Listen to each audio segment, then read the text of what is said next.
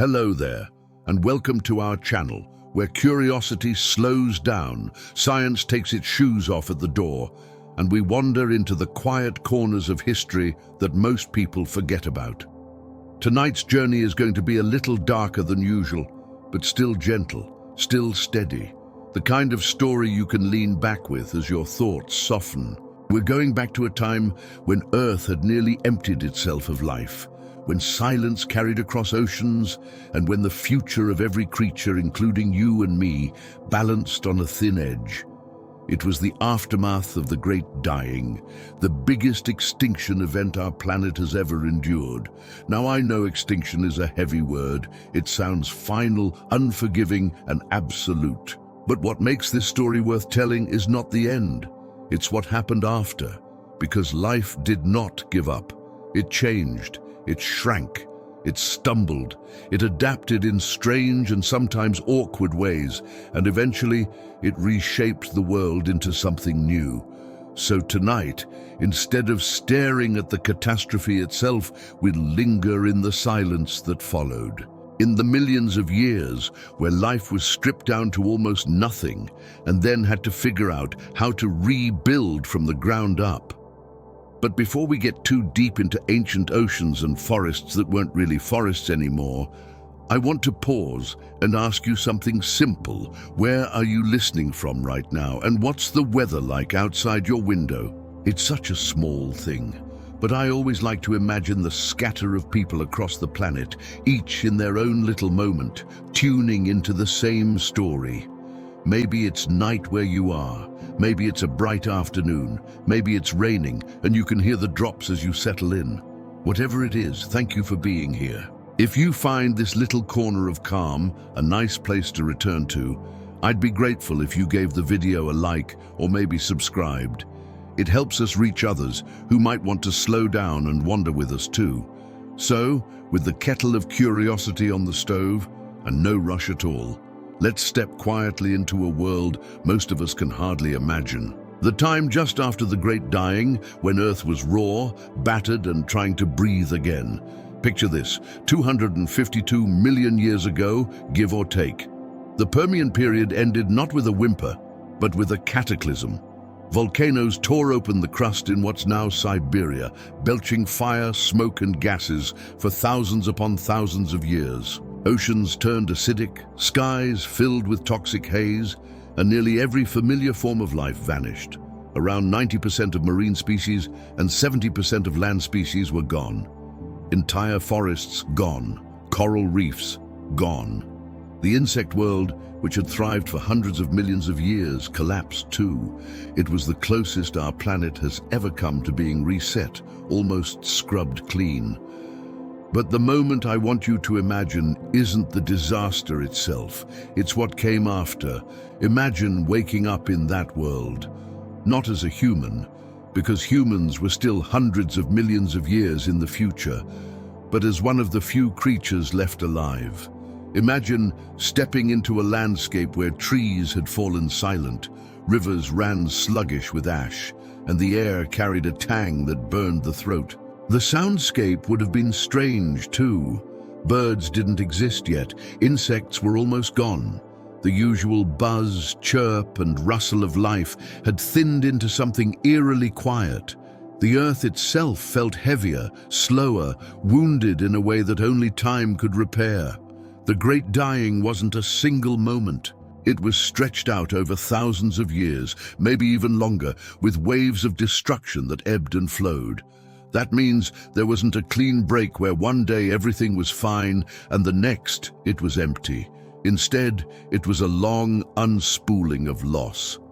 Imagine living through that.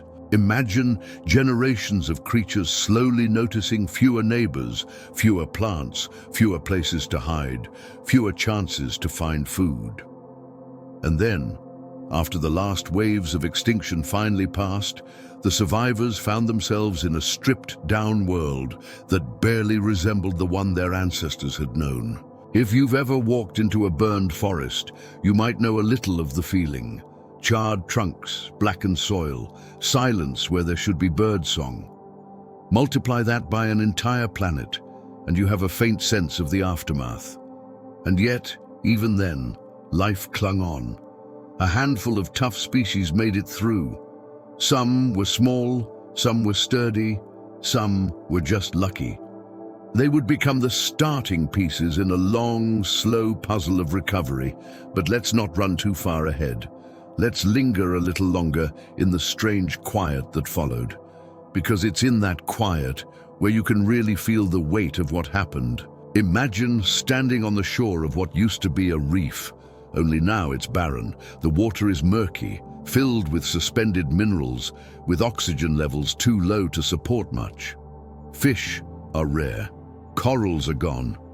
The seafloor is coated in microbial mats, thick and slimy, the kind that usually get overshadowed when ecosystems are healthy. In a way, the oceans had regressed. They weren't bustling highways of fish and mollusks anymore. They were more like ancient ponds from Earth's early days, dominated by bacteria and algae, sluggish and simple. On land, it wasn't much better. The great forests of the Permian had collapsed, and for a while, Earth entered what scientists sometimes call a coal gap. That means there simply weren't enough trees to form new coal deposits. Whole ecosystems of plants had been wiped away. The ground would have been barren in many places, dotted with hardy shrubs and ferns, struggling to re-establish themselves. Soil itself was unstable, washed easily into rivers without roots to hold it down. Floodplains turned muddy, erosion was rampant, and the air was often thick with dust. If you had walked across that land, you wouldn't have heard much. Maybe the shuffle of a few reptiles, the croak of an amphibian, the wind sweeping across open ground, no chorus of insects, no bird calls, no thick cover of greenery to rustle in. The silence would have been heavy, almost uncomfortable, and yet, for all its emptiness, this world was not truly dead.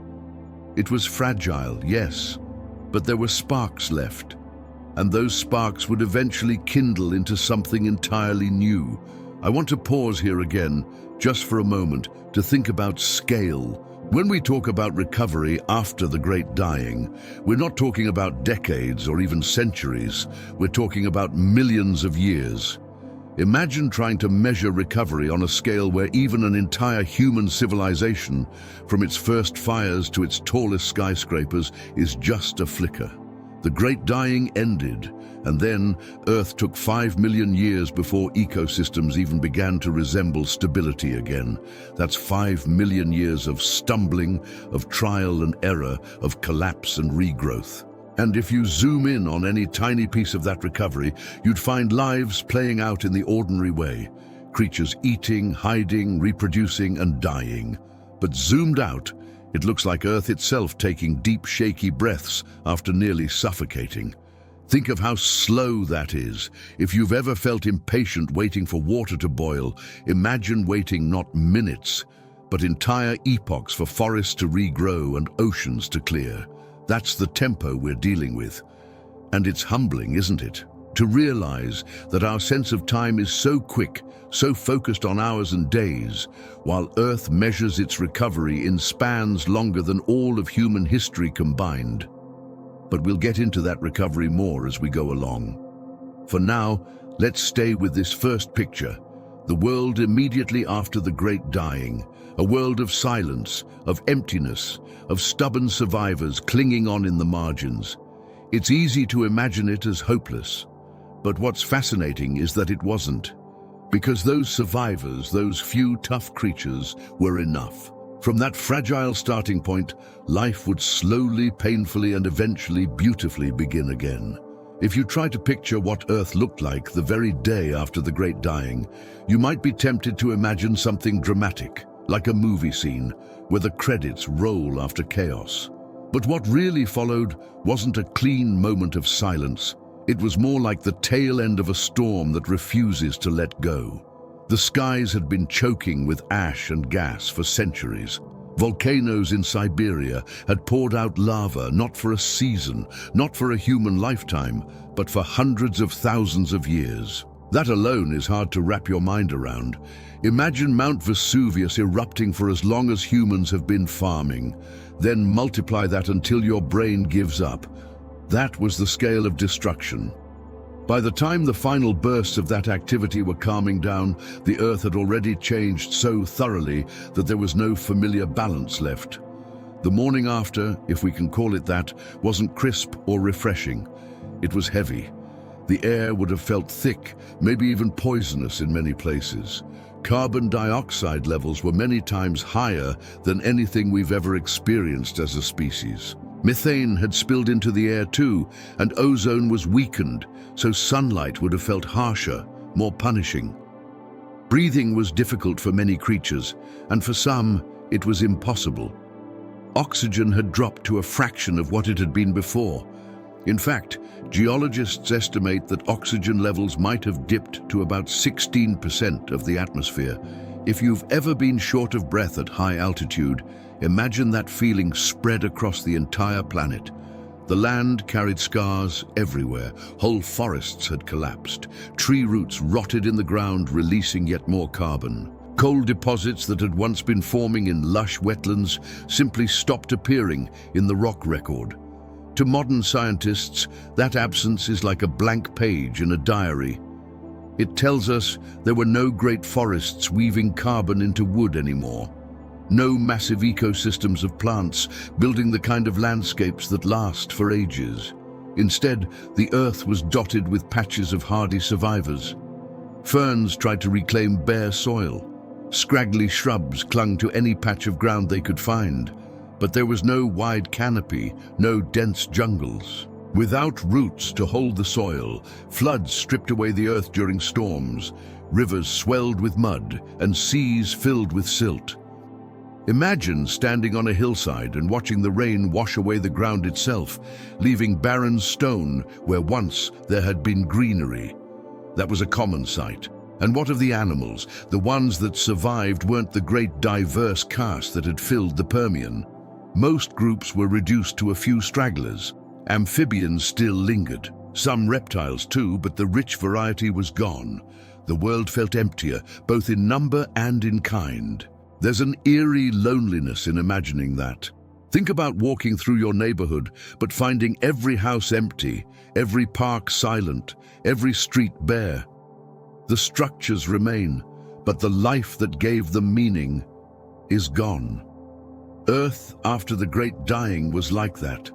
The rocks, rivers, and mountains were still there, but the busy chatter of life was almost entirely absent. The oceans had suffered even more. Acidification had eaten away at shells and corals.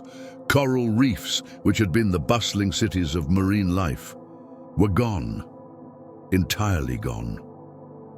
That absence lasted for millions of years. The water itself was strange, often stagnant, with little oxygen circulating to the depths.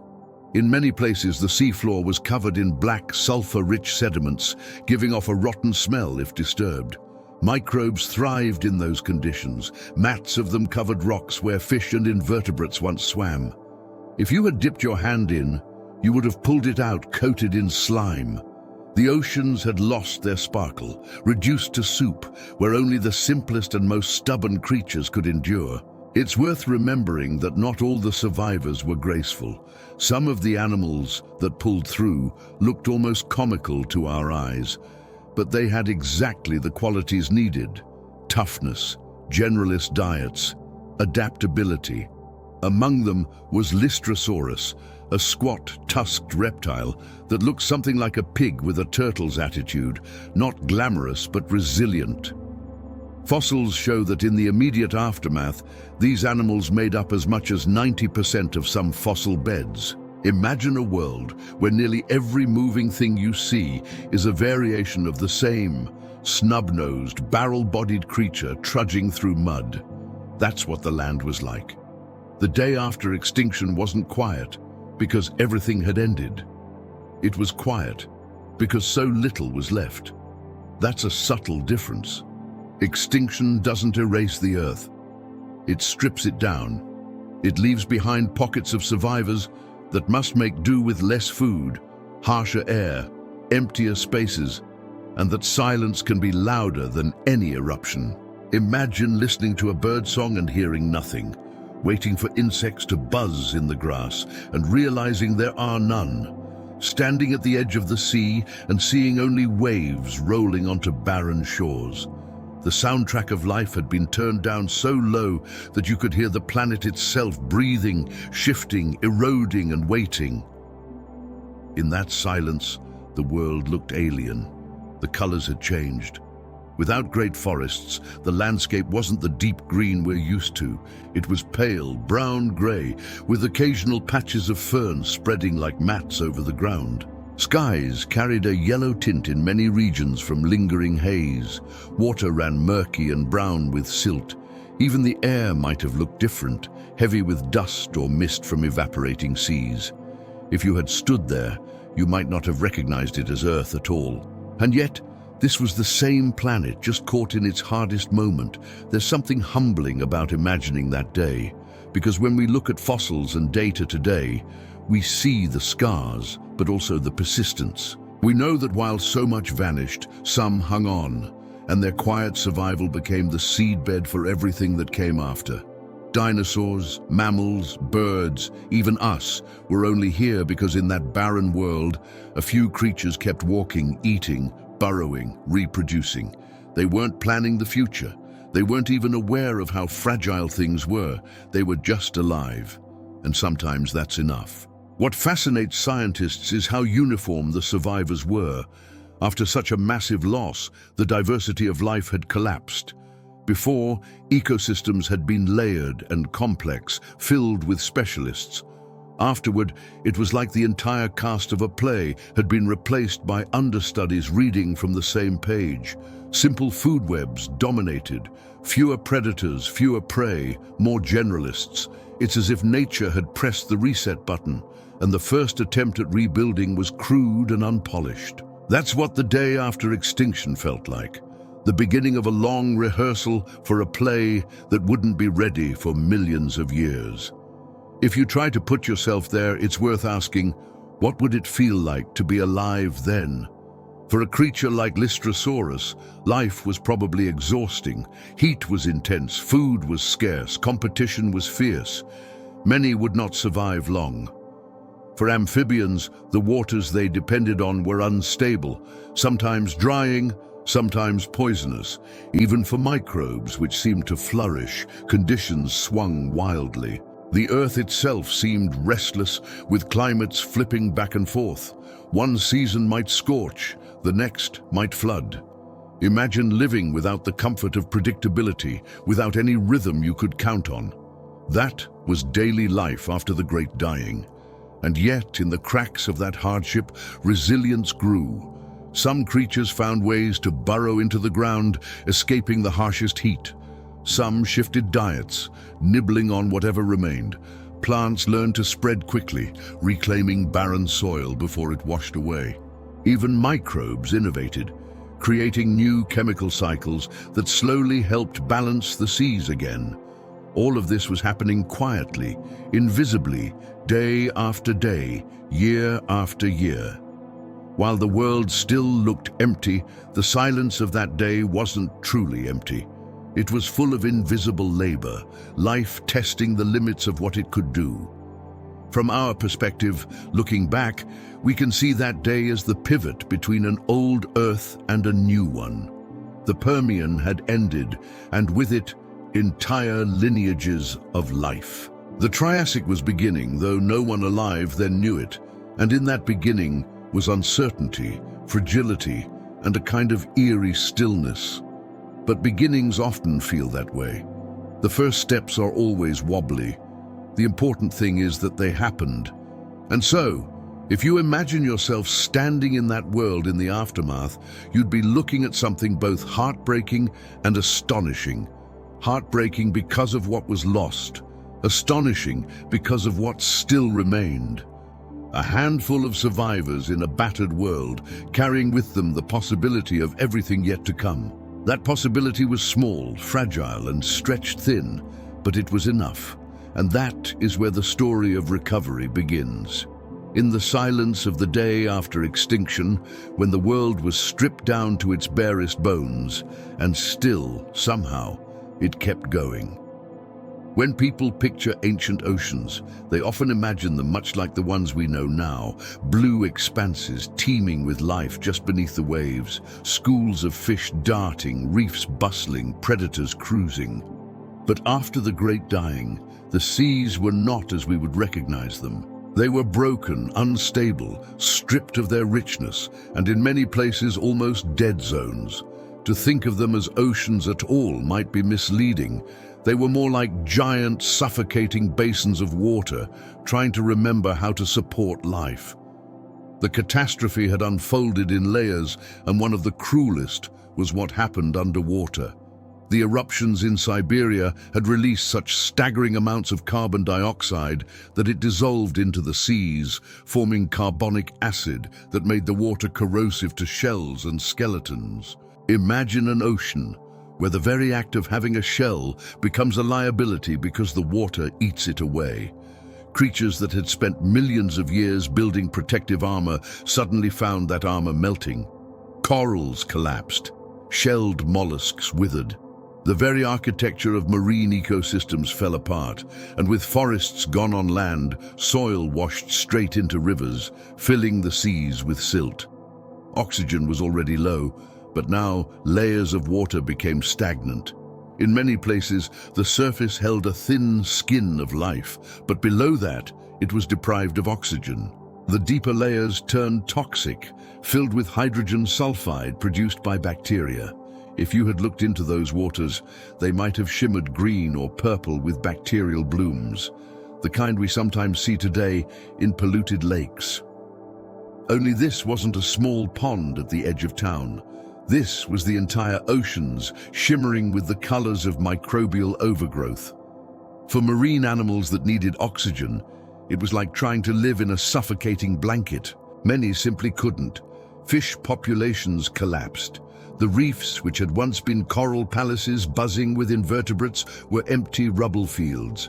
For millions of years, there would be no true reefs.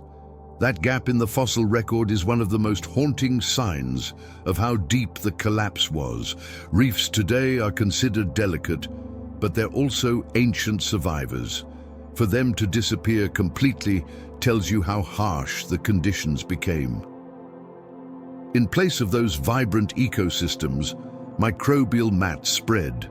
These mats were slimy communities of bacteria that covered rocks and sea floors, forming slippery blankets where corals once built skyscrapers of stone. They were successful in their own way, thriving in conditions where others failed, but they offered little structure or shelter for more complex creatures. It was like replacing a bustling city with a carpet, flat, monotonous, and unwelcoming. The oceans also warmed with greenhouse gases thick in the air. Global temperatures soared, and the seas absorbed much of that heat. Warm water holds less oxygen than cool water. So, the problem deepened. Even in shallower areas, oxygen levels fluctuated wildly, making survival unpredictable. If you were a fish or an invertebrate, you might find a pocket of livable water one week, only to find it unbreathable the next. Entire populations could blink out between generations, not because predators ate them, but because the chemistry of the water itself betrayed them. When scientists study rocks from that period, they find signs of these unstable conditions. Layers of black shale, rich in carbon, tell the story of low-oxygen seas where organic material piled up without breaking down. Other layers show chemical fingerprints of hydrogen sulfide, that rotten egg gas that is poisonous to most complex life. Together, they reveal oceans that were less like the open blue we know today and more like vast, hostile cauldrons. And yet, even in that grim picture, life found ways to endure. Some groups of bivalves managed to hang on, a few species of brachiopods too, though their glory days were behind them. Tiny plankton drifted in the upper layers of the seas, forming the beginning of food chains that struggled to hold together. And in the absence of corals, other reef-like structures slowly began to form from sponges and microbial communities, though they were crude and patchy compared to what had come before. It's easy to think of this as hopeless, But from another perspective, it was a reset. The oceans had become laboratories of survival, testing which traits could handle heat, acidity, and low oxygen. Those that passed the test would shape the seas for millions of years to come. One of the key lessons seems to have been flexibility.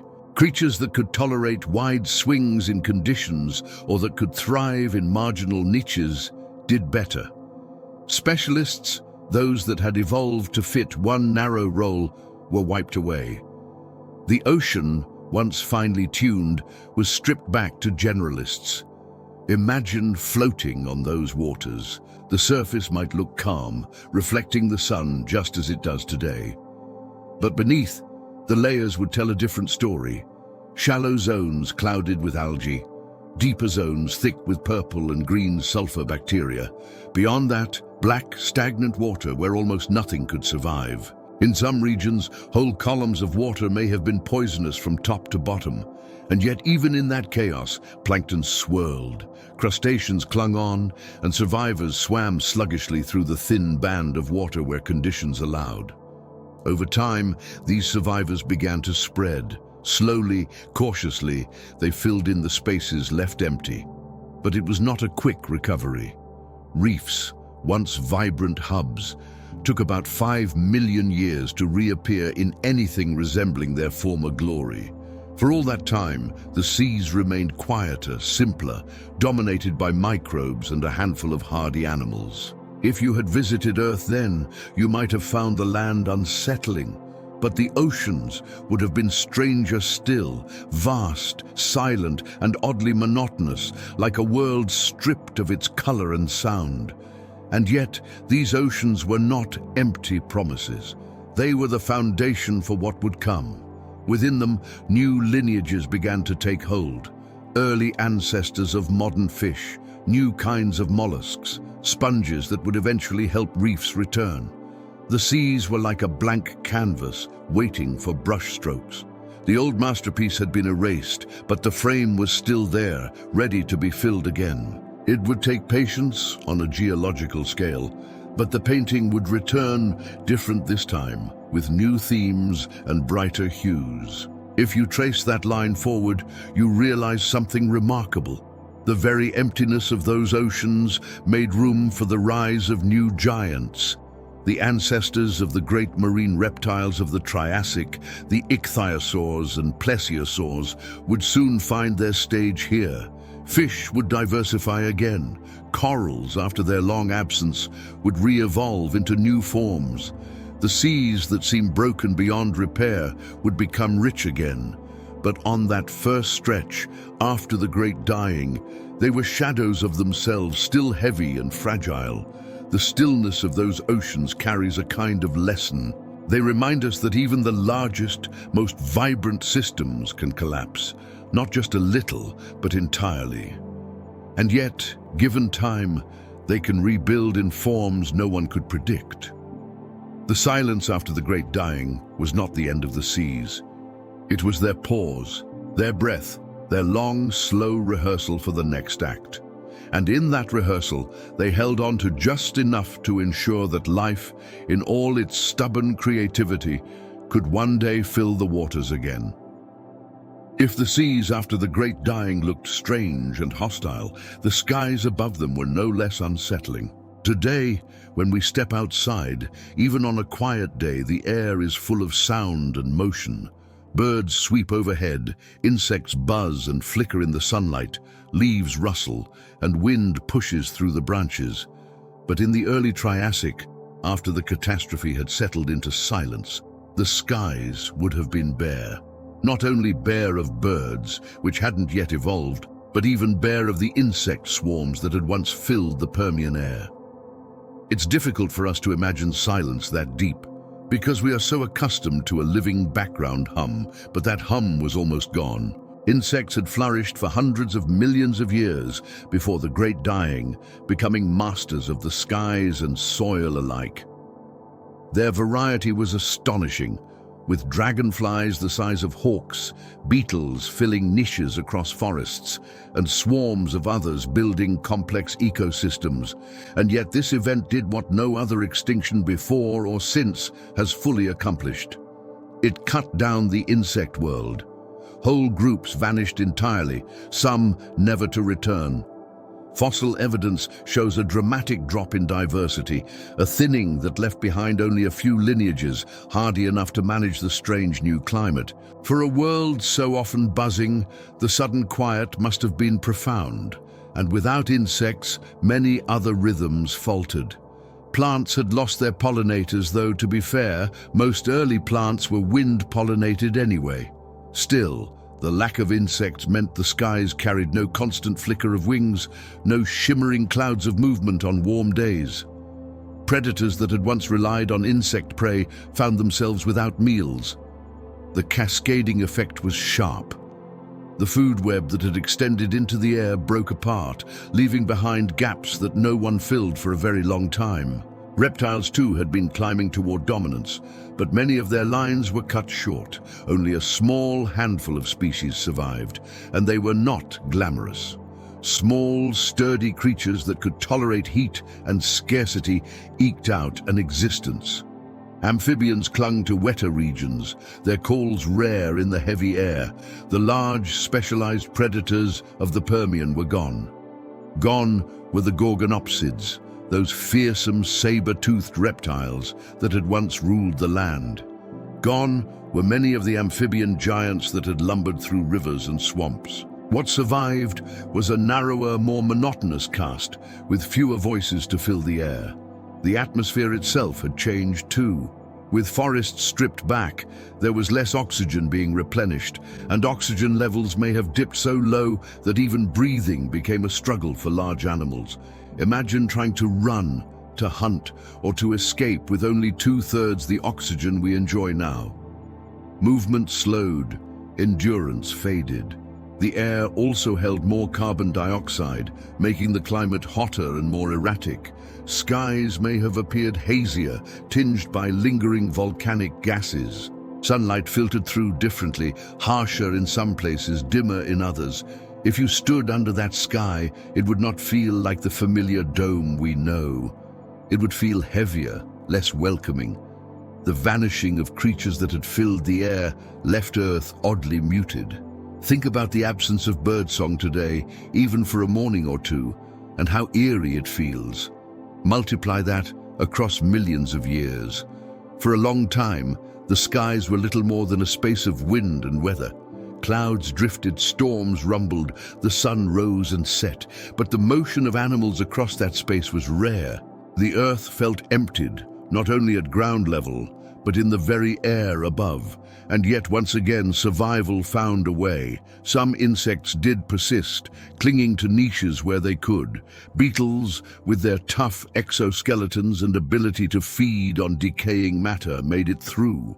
Their role as recyclers helped stabilize soils and plant life in small ways.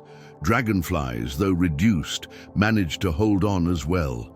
These survivors were the foundation for insect recovery, though that recovery would be slow. For a long time, diversity remained thin, and ecosystems lacked the buzzing complexity they once had.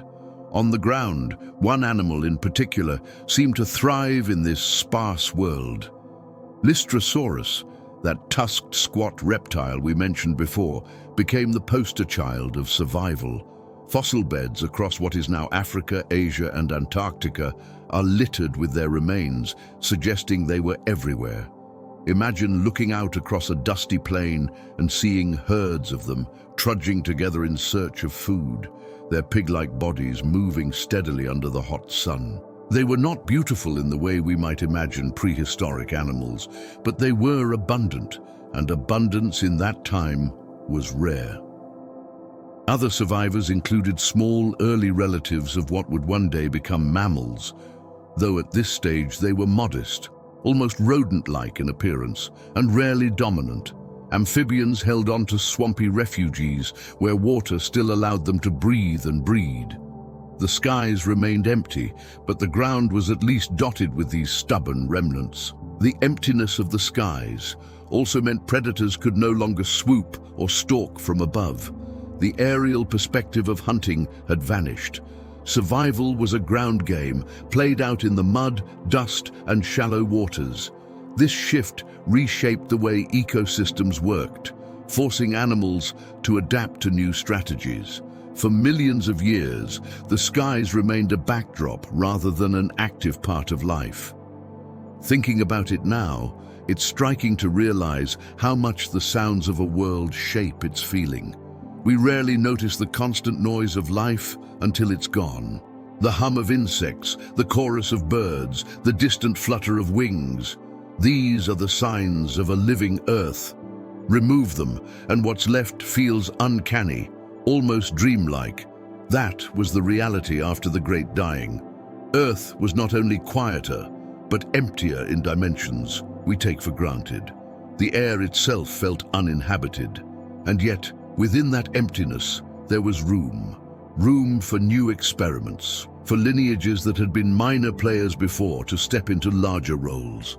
The ancestors of reptiles that would later soar as pterosaurs were among the hidden survivors. They were tiny then, fragile, almost invisible in the fossil record, but their persistence meant that millions of years later, the skies would be filled again. This time with new wings, new voices, new patterns of life. The stillness of those skies was not forever, but in the immediate aftermath, it must have been haunting. A planet stripped of its background chorus, left with only the wind and the weather, waiting for life to climb back into the air. That waiting stretched on for generations beyond counting. But little by little, it happened. Survivors multiplied, new forms arose, and eventually the silence was broken again. The air we breathe today is so ordinary, we almost never think about it. Every breath fills our lungs with the same quiet mixture, mostly nitrogen, a steady portion of oxygen, a thin slice of carbon dioxide, plus a scattering of trace gases that hardly cross our minds. It feels dependable, invisible, and safe.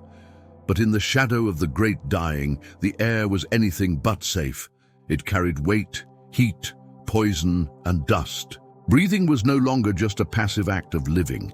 It was a constant negotiation with an atmosphere in chaos. The eruptions in Siberia had been relentless, flooding the skies with carbon dioxide for hundreds of thousands of years. That gas, usually part of Earth's natural balance, had built up in amounts far beyond what life was used to. Imagine an invisible blanket thrown over the entire planet, trapping heat, thickening the air, and driving global temperatures upward.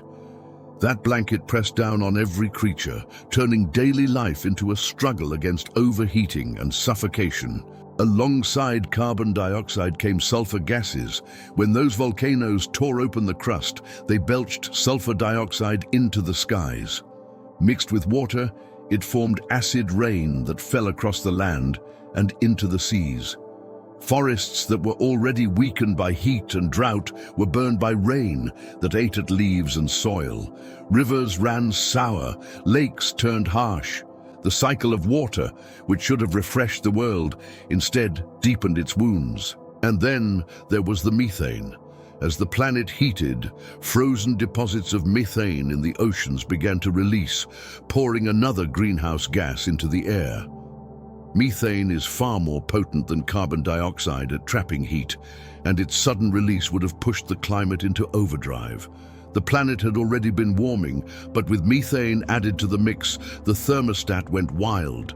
Temperatures soared to levels Earth has rarely seen, baking the land and leaving oceans simmering. For animals trying to breathe, the problem wasn't only heat, but oxygen. During the Permian, oxygen levels had been fairly generous, but in the early Triassic after the Great Dying, they dropped sharply, falling to around 16% of the atmosphere. To put that in perspective, at sea level today, we breathe 21% oxygen. Drop that to 16%, and it feels like standing on a mountain several thousand meters high. For large animals, every movement takes effort. Running is exhausting. Hunting becomes risky. Escaping predators drains energy faster than it can be regained. Life slows down, not out of choice, but out of necessity. And the atmosphere carried something else too, something that touched every corner of daily existence: particulates. Ash and dust from eruptions circled the planet, sometimes blocking sunlight, sometimes letting it blaze through unfiltered. In the immediate aftermath of eruptions, skies might have dimmed, cooling the surface for years at a time. But once the haze settled, greenhouse gases dominated, and heat surged back with greater force.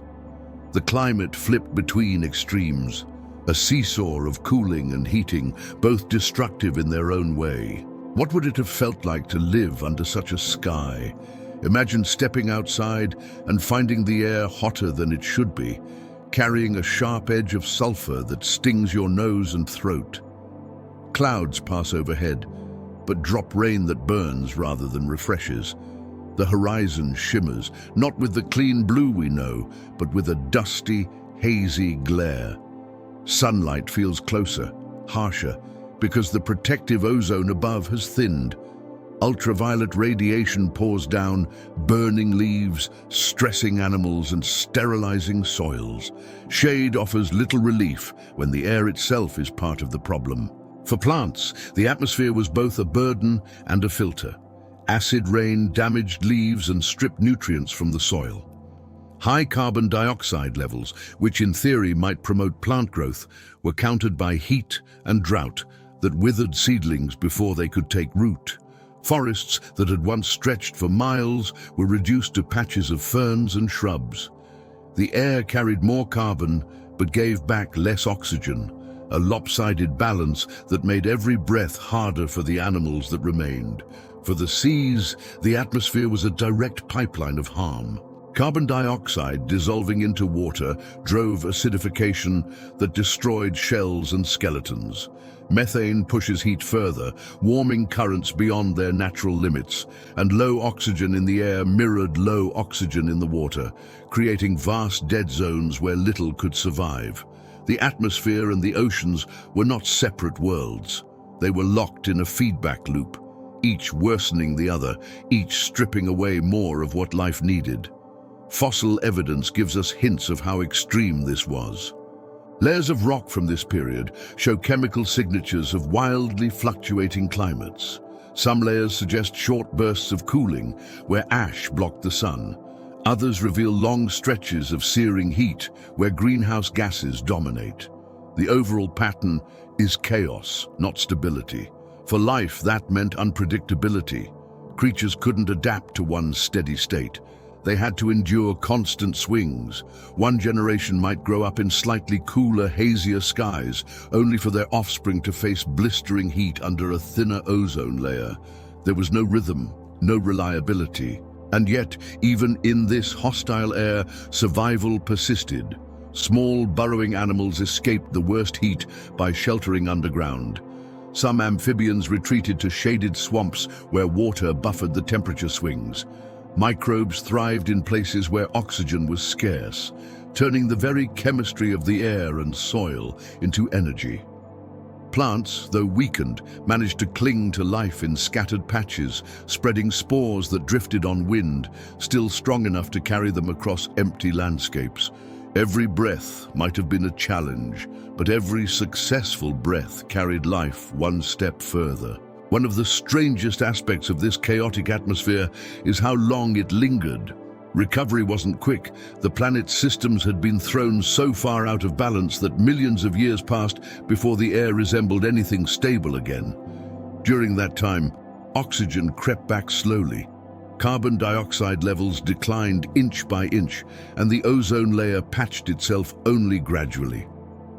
Generation after generation of creatures lived and died in conditions we would find unlivable, slowly adjusting, slowly adapting, until the balance began to return. It's tempting to imagine that after the great dying ended, the Earth immediately began healing, like a wound closing once the injury had stopped.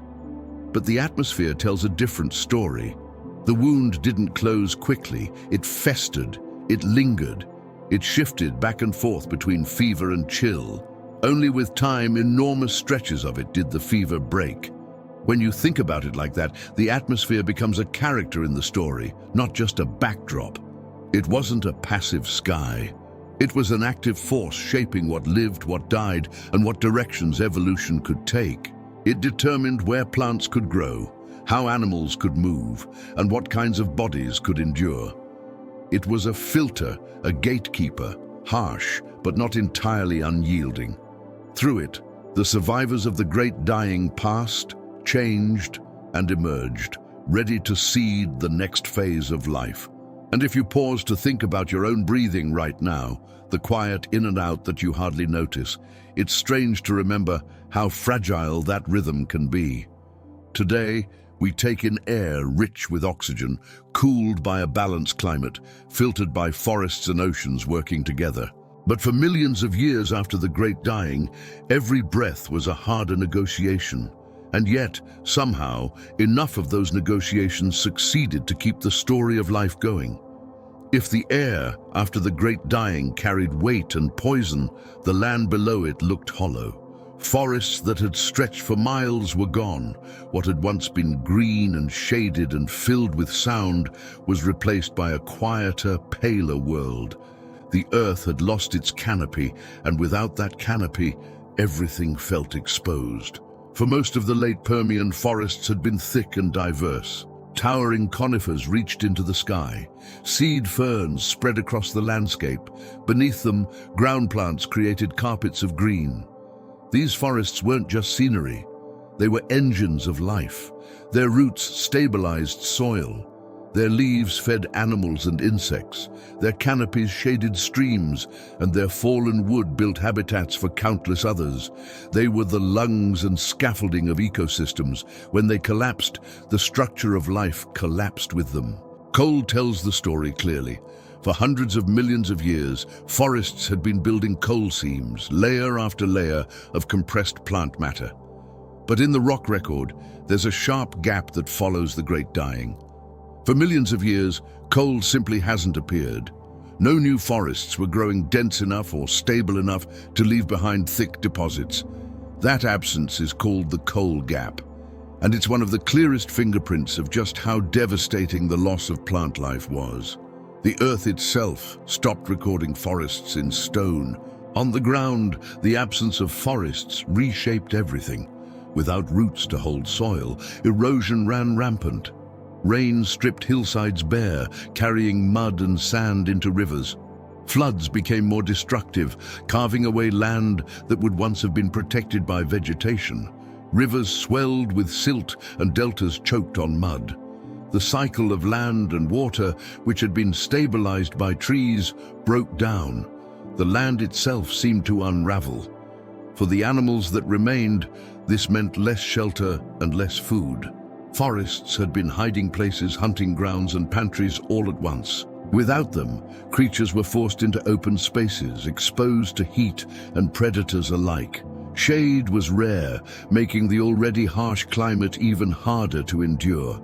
Amphibians struggled without damp forest floors. Reptiles trudged across open ground with little cover. The rhythm of life that had once moved through shaded groves now shuffled awkwardly across barren plains. The silence of these landscapes must have been profound. Today, even in small patches of forest, you can hear the constant layering of sound. Leaves stirring, insects buzzing, birds calling, branches creaking. Strip that away, and the quiet becomes heavy. The wind was still moving, storms still rolled in, but the living soundtrack had thinned to almost nothing. Imagine walking across what should have been a forest and hearing only the crunch of your own footsteps. Yet, even in that emptiness, survivors clung on. Ferns were among the first to return. They spread quickly across disturbed ground, covering barren soil with green mats. They didn't form towering forests, but they were enough to hold the earth together in small patches. Other hardy plants managed to persist too. Shrubs, low conifers, scattered seed ferns. They were scrappy, not majestic, but they filled gaps where they could. The pattern of plant life after the Great Dying was patchy and uneven. Instead of continuous forests, the land was dotted with fragments, pockets of green surrounded by vast stretches of bare ground. Animals would have moved from patch to patch, searching for food and shelter. It was a fragmented existence, fragile and temporary, but it was still life. Fossil spores tell us much about this recovery. In the rock record, spores appear in abundance after the extinction, especially from ferns. That makes sense. Ferns reproduce quickly and spread widely, sending their spores drifting on the wind. They're opportunists, able to colonize empty ground faster than trees. Their sudden dominance was like a green bandage over the raw earth. For a while, much of the world may have been covered not by forests, but by vast fields of ferns, low and uniform, stretching where trees had once stood tall. The loss of forests also meant a collapse of complexity. Forests create layers: canopy, understory, ground cover, each with its own niches for animals and insects. Without that structure, the diversity of habitats shrank. Life became simpler, flatter, less varied. Food chains shortened. Ecosystems that had been intricate webs became thin strands. The land felt emptier, not just in sight, but in function. And still, slowly, resilience showed itself. In time, conifers began to return, spreading into areas where ferns had stabilized the soil. Shrubs grew taller, and seed plants reappeared. These weren't the same forests that had existed before. They were new assemblages built from survivors, newcomers. They lacked the scale of the old growth, but they laid the groundwork for recovery. The earth was relearning how to be green. What's remarkable is how long this took. The coal gap lasted about 10 million years. That means entire lineages of animals lived and died in a world without true forests. Generations upon generations never knew the deep shade of towering trees. For them, the open, scrubby landscape was normal. The memory of forests belonged only to fossils, not to the living. Think for a moment about the role forests play today. They regulate climate, cycle water, anchor soil, and provide homes for countless species, including us. Losing them, even briefly, changes everything. After the Great Dying, that loss wasn't brief. It was an age. The Earth spent millions of years breathing shallowly without its forests, running on the faint pulse of ferns and shrubs instead of the steady heartbeat of trees. And yet, when forests finally did return, they carried with them new possibilities. The plants that rebuilt the world were different, setting the stage for the ecosystems of the Triassic and beyond. Forests would never again look exactly as they had in the Permian, but in their new forms, they created opportunities for reptiles, insects, and eventually dinosaurs to flourish. The silence of the green world did not last forever. It was a pause, a gap, a silence between movements in the symphony of life. For those who lived in that silence, though, it was the whole world: open land, patchy greenery, heavy air, and a quiet that must have felt endless. Day after day, year after year, the Earth's green silence stretched on. And yet, beneath that silence, the first notes of recovery were already beginning. After the forests had collapsed and the oceans had turned sluggish, the world did not bounce back with speed. It lingered. It hesitated. Life took its time to recover, not because it was lazy, but because the damage had been so deep that healing could not be rushed. If the Great Dying was a wound, the scar tissue formed slowly, stretching across millions of years. To call it a pause is almost misleading, because life was still moving, still breathing, still struggling forward. But compared to the pace of earlier recoveries, this one was astonishingly slow. Extinction events often act like pruning shears. They cut back life, but what's left regrows quickly, filling empty spaces with new experiments. After the asteroid strike that ended the age of dinosaurs, mammals surged within a few 100,000 years, diversifying into shapes that would soon dominate the Earth. But after the Great Dying, the pruning was too severe. There were hardly any branches left to regrow. Diversity had been cut down to a thin stump, and the stump needed time just to push out new shoots. Scientists sometimes call this period an evolutionary bottleneck. Imagine a crowded highway suddenly narrowed to a single lane. Traffic doesn't stop entirely, but it slows to a crawl. Only a few cars get through, and the variety of vehicles is reduced to whatever can fit in that lane. That's what life was like in the early Triassic. A few lineages managed to slip through, but the diversity of forms had been crushed. It took millions of years before new lanes opened, before traffic began to flow again. For animals, the pause meant monotonous landscapes filled with the same creatures again and again. Fossil beds from this time often show overwhelming dominance by one or two species. Lystrosaurus, that tusked, pig-like reptile, was everywhere. In some places, 9 out of every 10 fossils are Lystrosaurus. It's hard to picture such uniformity. Imagine walking across a continent and seeing the same creature on every plain, in every valley, trudging across every hillside. That sameness is a sign of how little variety there was. Ecosystems weren't balanced. They were lopsided, dominated by whoever was tough enough to endure. The oceans showed the same sluggishness. Instead of diverse reefs, they were carpeted with microbial mats. Instead of bustling schools of fish, they were thinly populated with survivors.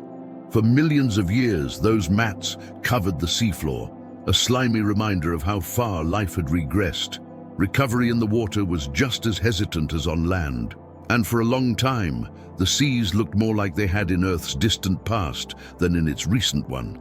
What made this pause so long? Part of it was the scale of the catastrophe. With up to 90% of marine species and 70% of land species gone, there simply weren't enough survivors to rebuild quickly.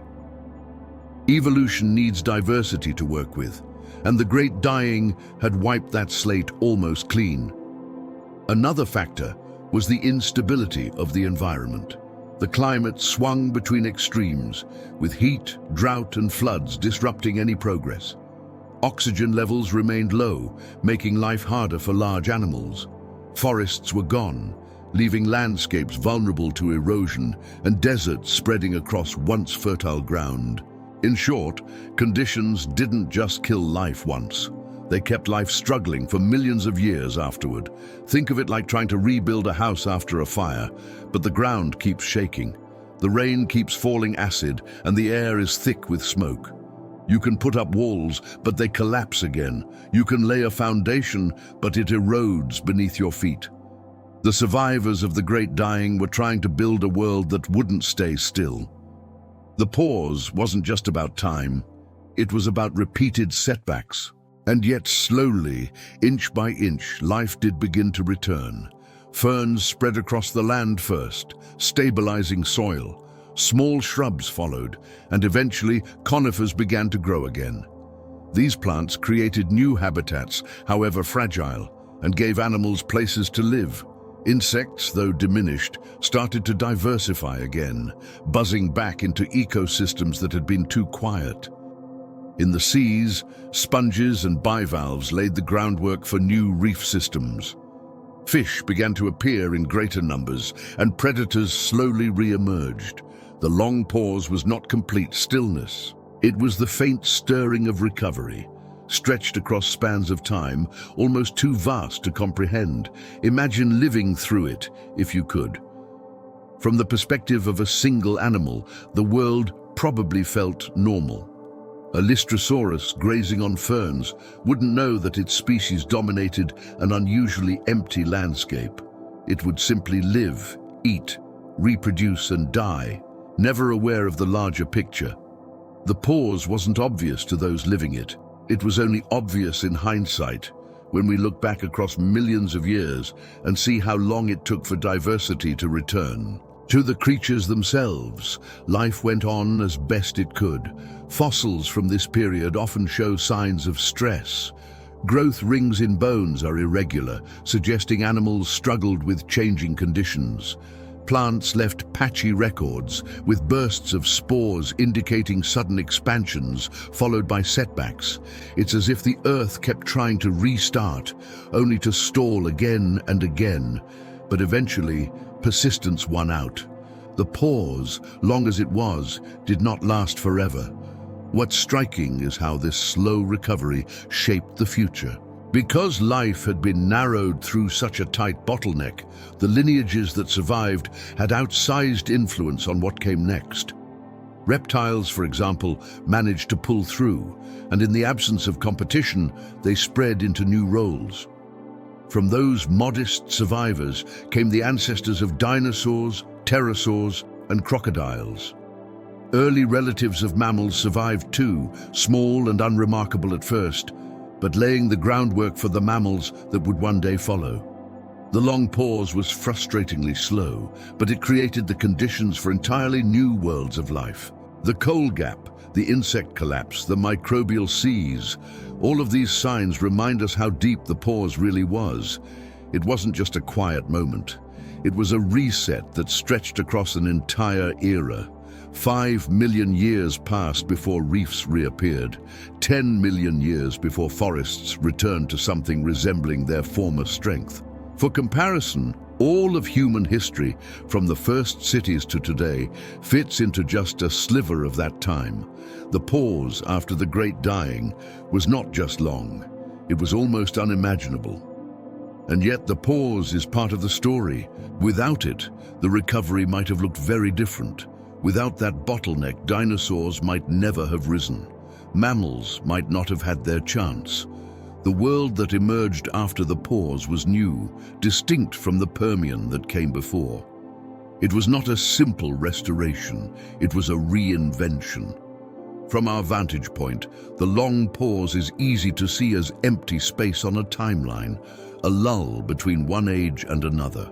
But if you listen closely, it's full of quiet persistence, the shuffle of Lystrosaurus herds, the spread of ferns across barren ground, the slow, patient work of microbes in the seas.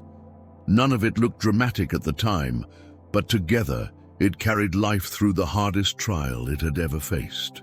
The pause was not silence, its survival stretched thin, waiting for its chance to expand again. When we talk about survival after something as immense as the Great Dying, it's easy to picture the bigger animals, the tusked reptiles trudging across open plains, or the amphibians clinging to shrinking pools.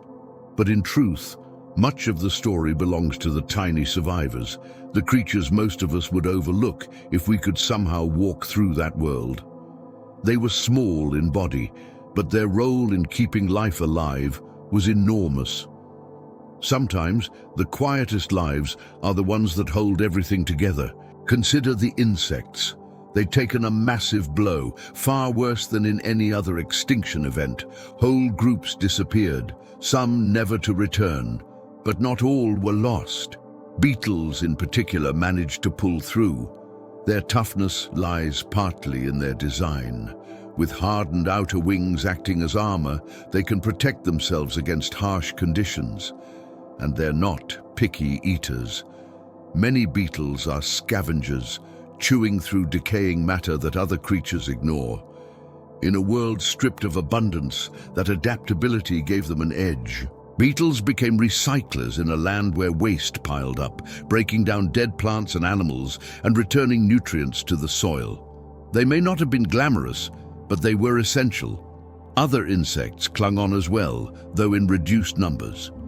Dragonflies managed to survive, though the giant species of earlier ages dwindled away. Their smaller cousins found ways to keep flying, feeding on what little prey remained. Their presence kept some measure of balance in ecosystems that were otherwise bare. Even in low numbers, they were predators that helped prevent smaller populations from swelling out of control. Flies, too, began to find footholds, buzzing into niches left empty by others. And beneath the soil, even smaller survivors carried on their invisible work. Microbes, bacteria, and fungi were not just present, they thrived. The harsh conditions that drove many animals to extinction were opportunities for microbes. In the oxygen-starved seas, bacteria that could handle sulfur and methane spread widely, forming colorful mats across seafloors and shorelines. On land, fungi broke down whatever organic matter remained, cycling nutrients that plants would need if they were ever to return in force. We tend not to give microbes much credit in stories like this, but in truth, they were the backbone of survival. When forests collapsed and animals died in vast numbers, microbes took on the role of recycling the remains. They broke down what was left and built the foundation for soil and water systems to recover. Without them, nutrients would have stayed locked away in dead matter, unusable for new growth. Microbes are the unseen custodians of ecosystems, and after the Great Dying, they were busier than ever. Some of the most critical survivors were cyanobacteria, those tiny organisms capable of photosynthesis. In oceans stripped of complexity, they floated near the surface, capturing sunlight and producing oxygen. Even when larger plants and algae faltered, cyanobacteria continued their slow work, drip-feeding oxygen back into the atmosphere and keeping the planet from slipping into suffocating stillness. They had done it before, billions of years earlier during the Great Oxidation Event, and they kept doing it now.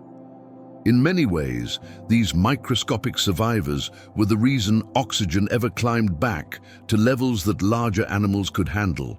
On land, small, burrowing animals found safety underground. The harsh climate above, with its heat and dryness, was brutal.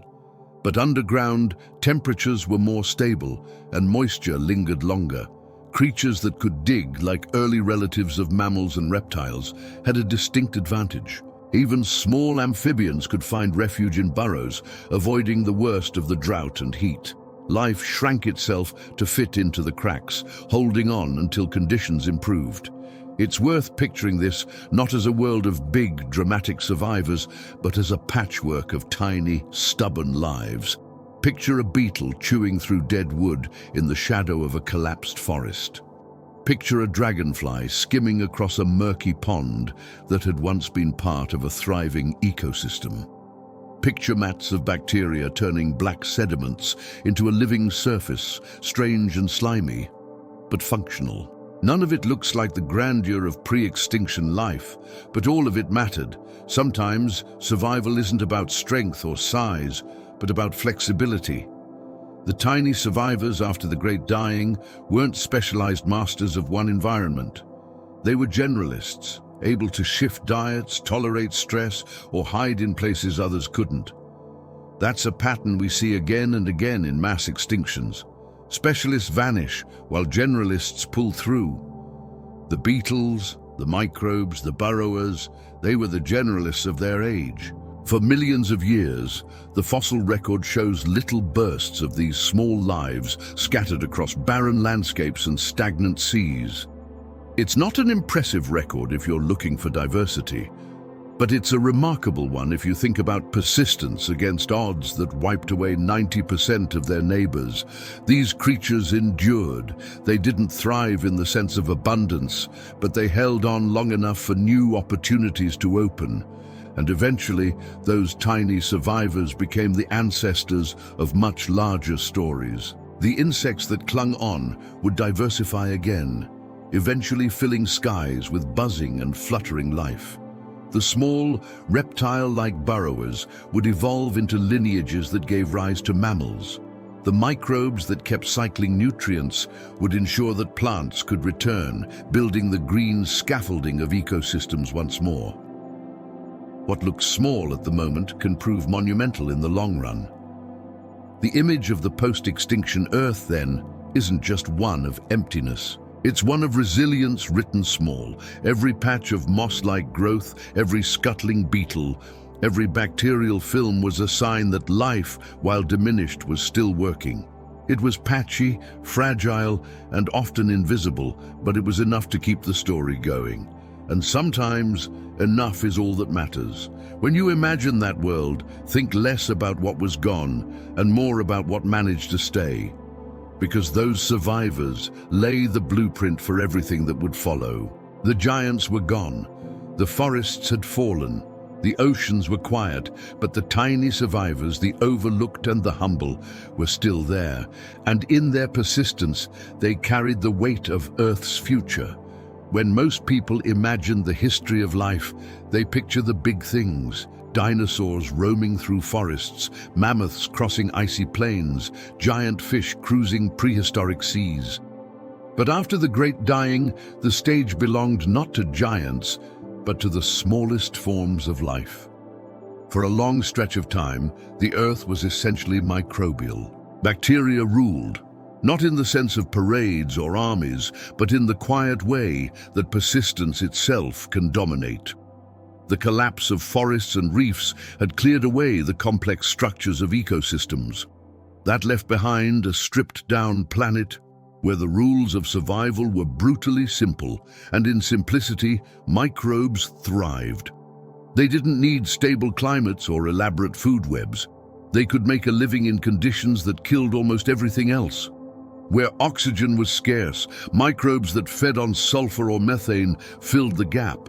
Where the oceans turned stagnant, mats of bacteria spread across the seafloor, building slimy carpets that replaced corals.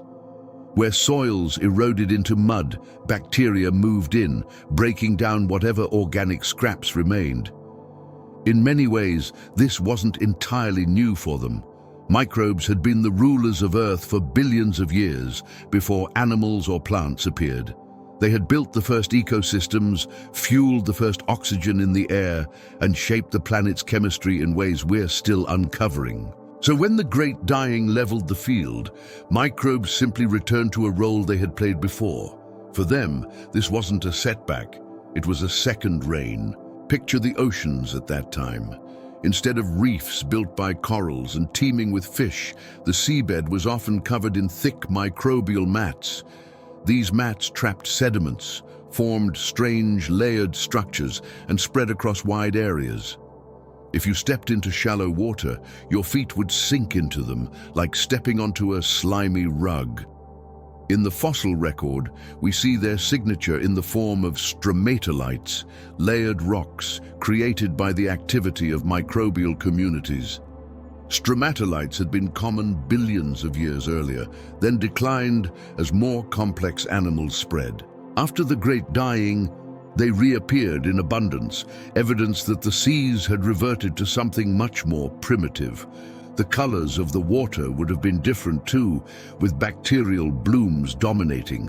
The surface might have shimmered green, while deeper layers glowed purple or red from sulfur-loving microbes. The chemistry of the water shifted constantly, sometimes rich in hydrogen sulfide, sometimes poor in oxygen. For larger animals, these swings were deadly. For microbes, they were opportunities. The seas belonged to them, layer upon layer of microscopic kingdoms, invisible to the eye but overwhelming in presence. On land, bacteria and fungi carried out the slow work of recycling. With forests gone, dead wood and plant matter piled up. Microbes broke it down, returning nutrients to the soil. Without them, the land would have stayed barren much longer. They also colonized bare rocks, creating the first films of life that would allow plants to grow again. In that way, they prepared the ground for recovery, acting as the invisible pioneers of ecosystems that hadn't yet returned. What's remarkable is how diverse microbes can be in their survival strategies. Some fed on light, capturing energy directly from the sun. Others fed on chemicals, thriving in places that to us would seem poisonous. Sulfur bacteria, for example, flourished in stagnant waters where hydrogen sulfide collected. Methanogens, microbes that produce methane, found niches in oxygen-poor sediments. Every chemical imbalance created by the catastrophe was a niche waiting for microbes to fill. They weren't just survivors, they were opportunists that turned disaster into dominance. For larger creatures that did survive, microbes were both allies and hazards. On one hand, microbial blooms provided food for some small animals. Plankton-eating fish and invertebrates could scrape by on them. On the other hand, toxic blooms could suffocate or poison waters, creating dead zones where nothing else could live. Entire stretches of ocean alternated between being slimy soup and barren wastelands, depending on which microbes were in charge. The microbial world was both a foundation and obstacle. It's important to remember that microbial Earth didn't mean lifeless Earth. Quite the opposite. Life was everywhere, just not in forms we would notice at a glance. Billions upon billions of bacteria-covered surfaces swam in droplets and layered in sediments. The Earth was still alive, but its aliveness had shrunk to the smallest scale. To an outside observer, it might have looked quiet, but beneath that quiet was furious activity, cells dividing, chemical reactions buzzing, invisible kingdoms carrying on without pause. From a long view, this microbial reign was more than a stopgap, it was a stabilizer. While animals and plants struggled to recover, microbes kept Earth's systems turning. They recycled carbon, cycled sulfur, generated oxygen, and built the groundwork for higher life to return. It's easy to think of them as simple, but in truth, they were running the planet. The pause's invisible complexity was a surge in microscopic dominance. The fossil record gives us small but telling clues of this dominance. Stromatolites, once nearly extinct, became common again. Black shales, rich in organic matter, tell us that microbial blooms were widespread in stagnant seas. Chemical signatures in rocks show cycles of sulfur and methane controlled by microbial activity. It's as if the fingerprints of bacteria are written across the stone, recording a time when they were the engineers of Earth's systems, and eventually, as conditions stabilized, their influence paved the way for others. The oxygen produced by photosynthetic microbes slowly crept upward, allowing larger animals to return. The soils enriched by decomposers gave plants a foothold. The layered mats in the oceans created habitats where new communities could form. When forests and reefs finally reappeared, it was only because microbes had held the planet together long enough for that recovery to be possible. When you picture that time, don't imagine emptiness. Imagine a world buzzing at a scale too small for us to see. Imagine every drop of water, every patch of soil, every grain of sediment alive with countless cells, each carrying out the basic work of survival. Imagine seas glowing purple with bacterial blooms, shorelines slippery with mats, rocks coated in thin films of green. It wasn't a world we would find beautiful, but it was a world that endured. And endurance is what mattered. The Great Dying had nearly erased complexity, but it couldn't erase persistence. Microbes had been here before, in times when Earth was far harsher than even this. They had survived ice ages that froze the planet and heat waves that scorched it. To them, the Great Dying was just another test, and like every test before, they passed. Their reign would not last forever. Eventually, animals and plants would reclaim dominance, forests would rise again, reefs would return, and dinosaurs would walk across green landscapes under skies filled with new kinds of life. But none of that could have happened without the microbial age in between, the long stretch of time when bacteria ruled the world. It wasn't glamorous, but it was necessary. It was the quiet bridge between collapse and recovery, carried on the backs of cells too small to see, but too important to ignore. After the long silence of microbial seas, the oceans began to change again. Slowly, cautiously, life started to push beyond mats of bacteria and into forms we would recognize as animals. The process was not quick. For millions of years after the Great Dying, the oceans were fragile, unstable, and still prone to collapse. But inch by inch, the waters that had been stripped bare began to host new players. Out of emptiness came the beginnings of rebirth. At first, the comeback was uneven. In some places, microbial mats still ruled, slimy layers covering rocks and shallows.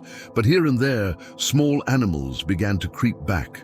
Bivalves, the ancestors of clams and mussels, found ways to survive in these difficult seas. Their ability to live in muddy, low-oxygen conditions gave them an advantage. They settled into sediments, filtering whatever food particles drifted by. They weren't glamorous, but they were sturdy. And in the long run, sturdiness mattered more than spectacle. Sponges also returned, quietly reclaiming their role as filter feeders.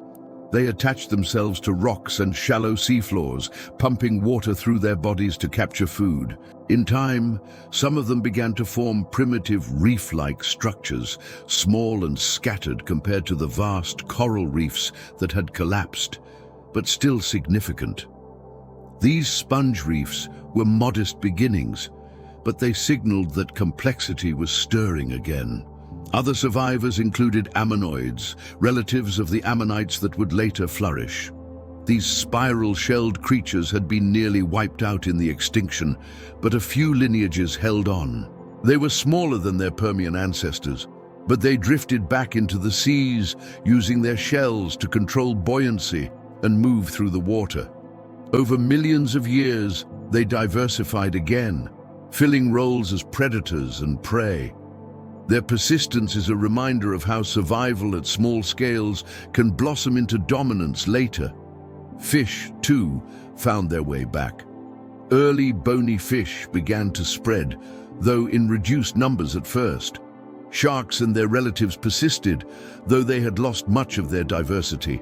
In the murky, unstable seas, these predators swam cautiously, surviving in low abundance but maintaining a foothold.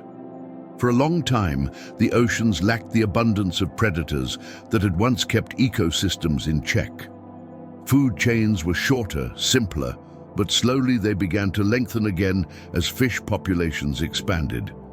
The fossil record shows us that recovery in the oceans was not smooth. There were setbacks, with waves of warming and oxygen loss causing repeated crashes. At times, diversity began to rise, only to collapse again. The seas, after the Great Dying, were fragile, easily tipped back into chaos. But each time, enough survivors clung on to keep the process moving forward. Over millions of years, those repeated struggles built resilience, shaping lineages that could handle swings in climate and chemistry. One of the strangest aspects of this recovery was the role of sponges and bivalves in building new ecosystems. In the absence of corals, they became the scaffolding of marine life. Imagine a shallow seafloor dotted with sponge reefs and bivalve beds. Not as colorful or dramatic as coral reefs, but alive with activity nonetheless. Small fish darted among them. Invertebrates grazed and hid in their structures. Microbial mats filled in the gaps, creating a patchwork of old and new. It wasn't the same ocean as before. It was a different one, built on the survivors who could tolerate its instability. Over time, diversity returned, though it took millions of years to approach anything like pre-extinction levels. Ammonoids grew more abundant, fish diversified, and new predators began to emerge. By the middle of the Triassic, ichthyosaurs, the great marine reptiles, appeared, sleek and powerful, shaped like dolphins, but descended from land reptiles. They would become some of the dominant predators of the seas, a sign that marine ecosystems had not only recovered, but evolved into new forms. But their rise was only possible because the simpler foundations had been rebuilt first. If you could have stood by the shore in those early days of recovery, the view would still have been strange. The water might look calm, but beneath it, the communities were patchy. Some areas still covered in slime, others dotted with bivalves and sponges, others showing hints of growing diversity. The sound of waves would be the same, but the life beneath them was still tentative, still fragile, still feeling out its place in a world that had nearly ended. And yet there's something remarkable about that fragility. It shows us that recovery isn't a straight line, but a process of trial and error. The oceans after the Great Dying were experiments running in every direction. Some failed, collapsing quickly. Others succeeded, laying the groundwork for ecosystems that would last millions of years. The seas had been stripped of complexity, but that stripping opened space for new lineages to try new strategies. From those experiments came the future of marine life as we know it. The phrase, "oceans reborn," might sound dramatic, but in reality it was slow, quiet, and often invisible on a human scale. Rebirth came not as a sudden flourish, but as a gradual accumulation. A bivalve here, a sponge there, an ammonoid drifting by, a fish making do in shallow water. Piece by piece they rebuilt the puzzle, and eventually the puzzle became recognizable again. Not identical to what had been lost, but alive in its own right. When we look at reefs today, with their dazzling fish and colorful corals, it's easy to forget how many times life has had to start over. The Great Dying nearly erased reefs entirely, and for millions of years, they were gone. Their return was not inevitable. It depended on the persistence of tiny survivors and the slow rebirth of seas that had been poisoned and stripped bare. That they did return at all is a testament to the stubbornness of life. The oceans reborn after the Great Dying weren't the same oceans as before. They were new, shaped by survivors and defined by resilience. And in their strangeness, they held the seeds of the future: marine reptiles, new fish, new reefs, new balances. What began as silence and slime became in time a symphony of life again. It just needed patience, measured not in years or centuries, but in millions of years. While the oceans were finding their way back from silence, the land was also stirring. It didn't happen quickly, and it didn't happen evenly, but step by step, patch by patch, life began to reclaim ground that had been stripped bare. To imagine those first steps of recovery is to picture a world that still looked broken, but was quietly, stubbornly beginning to heal. The land, after the Great Dying, had been left hollow. Forests had collapsed, soils had eroded, animals had thinned to a fraction of their former diversity. For a long stretch, the plains were dominated by little more than ferns and scattered shrubs. It wasn't a landscape of towering trees, but one of low, patchy greenery. Across this sparse cover, animals that had managed to survive trudged on. It wasn't lush, it wasn't vibrant, but it was alive, and that made all the difference. One of the most striking signs of this recovery is the overwhelming presence of a single creature. Lystrosaurus fossils of this tusked, stocky animal are so common in early Triassic rocks that it sometimes feels like the whole world belonged to them. In some places, 9 out of every 10 skeletons found belonged to Lystrosaurus. They were small compared to the predators of the Permian, with squat bodies and a pig-like build, but they were hardy. They could dig, they could eat tough plants, and they could tolerate harsh climates. In a world where specialization spelled doom, Lystrosaurus survived by being adaptable. It's easy to picture them moving across barren plains, herds of them browsing on ferns, leaving trails of trampled greenery behind. They may not have been elegant, but they filled the empty spaces left by extinction. They were everywhere, and in their abundance, they stabilized ecosystems that had been reduced to fragments. Without them, the land might have stayed emptier for longer. Other creatures found their way back too. Amphibians, though diminished, clung to rivers and swamps. Some of them grew to impressive sizes, lurking in shallow waters like living holdovers from an earlier time. They weren't as diverse as before, but they played their part, feeding on insects and small reptiles, adding movement to ecosystems that were still thin. Their calls, echoing across wetlands, must have been among the few sounds breaking the silence of those landscapes. Small reptiles also began to diversify again. They were not the dominant dinosaurs of later ages, not yet. Instead, they were modest creatures, scurrying across the ground, feeding on insects or plants, testing out niches left open by extinction. These early steps mattered. From them, over millions of years, would come the great lineages of the Triassic: archosaurs, the ancestors of crocodiles, pterosaurs, and dinosaurs. But in the beginning, they were simply survivors trying to find a foothold. Insects, too, began to buzz back into the picture. Their diversity had been crushed, but beetles and dragonflies held on, and new groups began to emerge. Their return added motion and sound to the land, pollinating plants, recycling waste, and feeding other animals. Slowly, the skies were no longer entirely empty. The faint hum of insects began to weave itself back into the soundtrack of Earth. Plants pushed the recovery forward as well. Ferns spread across open ground, stabilizing soil. Small conifers began to grow again, reaching upward where once only low greenery had stood. Seed plants returned, adding complexity to the patchwork. These plants were not forests, not yet, but they were steps toward forests. They broke the monotony of barren plains and created pockets of shade and shelter. The fossil record shows us how tentative these steps were. Plant spores spike in abundance after the extinction, evidence of ferns spreading rapidly across disturbed ground. Conifer pollen begins to appear again, though in low numbers at first. Bones of animals cluster in certain layers, suggesting populations were thin and patchy. It wasn't a smooth expansion, but a stuttering one, full of setbacks and small gains. The climate didn't make it easy. The air was still hot, carbon dioxide was still high, and oxygen levels were still low. Rain fell irregularly, sometimes in destructive floods, sometimes in long droughts. Animals and plants trying to spread often faced sudden reversals, but over time, resilience built itself back into the system. The more plants spread, the more they stabilized soils.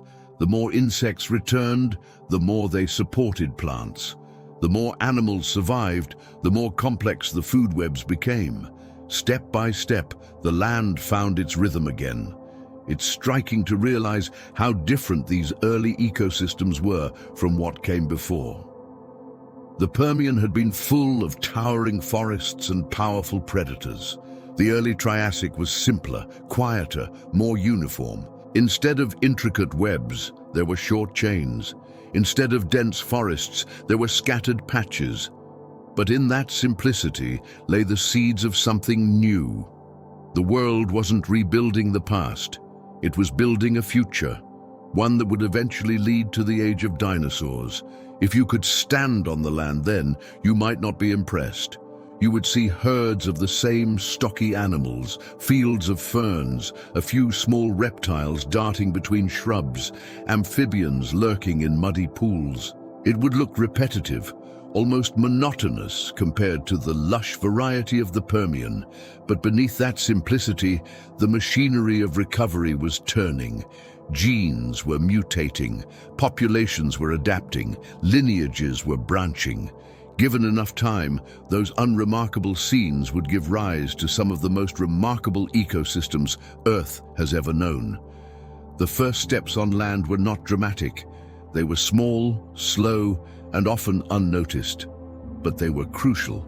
Without those early survivors, without Lystrosaurus trudging across plains, without beetles recycling waste, without ferns spreading across bare soil, the land might never have recovered. The first steps don't always look grand, but they are what make the next steps possible. And so, after the silence of extinction, the land began to stir again, not with grandeur, not with sudden abundance, but with persistence.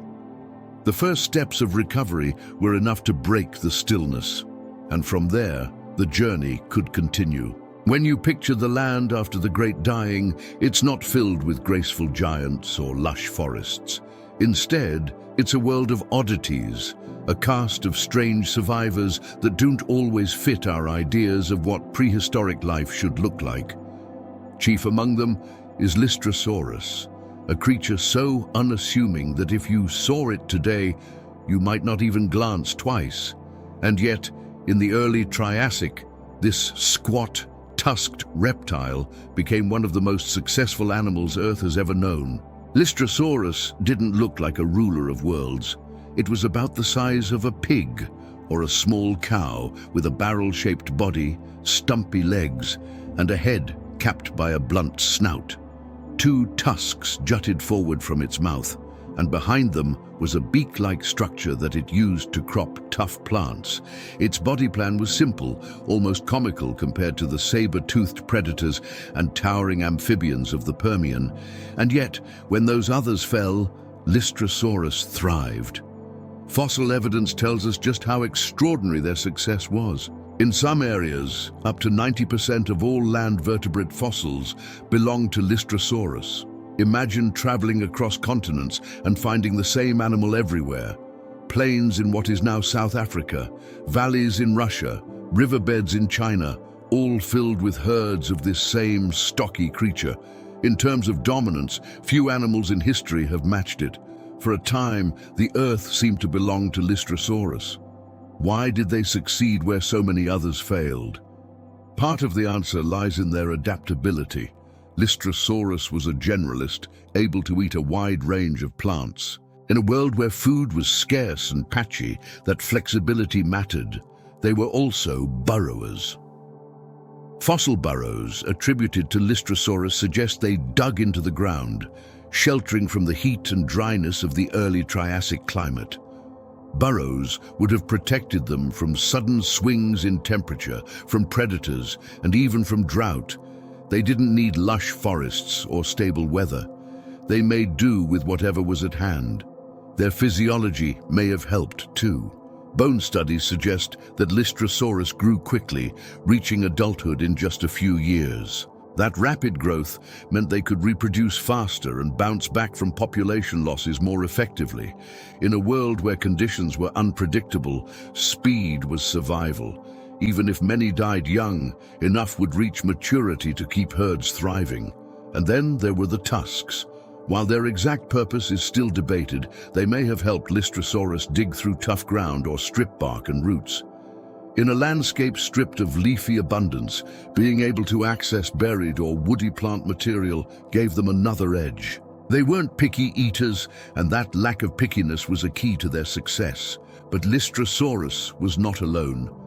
Other strange survivors filled the early Triassic alongside it, though none reached the same overwhelming dominance. Small amphibians clung to wetlands, some of them descendants of Permian giants reduced to more modest forms. Early archosaurs, small, lightly built reptiles, scurried across open ground, barely noticeable at first, but destined for greatness in the future. Cynodonts, early relatives of mammals, also made it through. They were small, fur-covered and unremarkable at the time, but they carried traits that would one day define an entire class of animals. The oddity of this cast lies in how unlike each other they were. There was no single formula for survival. Some were burrowers, some were scavengers, some relied on rapid reproduction. Some shrank in size to cope with limited food, others endured by sheer toughness. What they shared was not appearance but strategy, flexibility, persistence, and the ability to live in marginal conditions. If you walked across that world, you would see herds of Lystrosaurus dominating plains, small reptiles darting in the undergrowth, amphibians lurking in pools, and the occasional early cynodont nosing through vegetation. It wouldn't look diverse by our standards, but compared to the silence that came right after the extinction, it was a step forward. The land was no longer empty. It was populated by survivors, each odd in its own way, but together, keeping life going. Fossil evidence even hints that some of these survivors spread far beyond what we might expect. Lystrosaurus fossils have been found across much of the southern hemisphere, suggesting they ranged widely. That kind of distribution is rare, especially in such a disrupted time. It shows how effectively they colonized new environments. Where other species faltered, Lystrosaurus marched on. This age of weird survivors lasted for millions of years.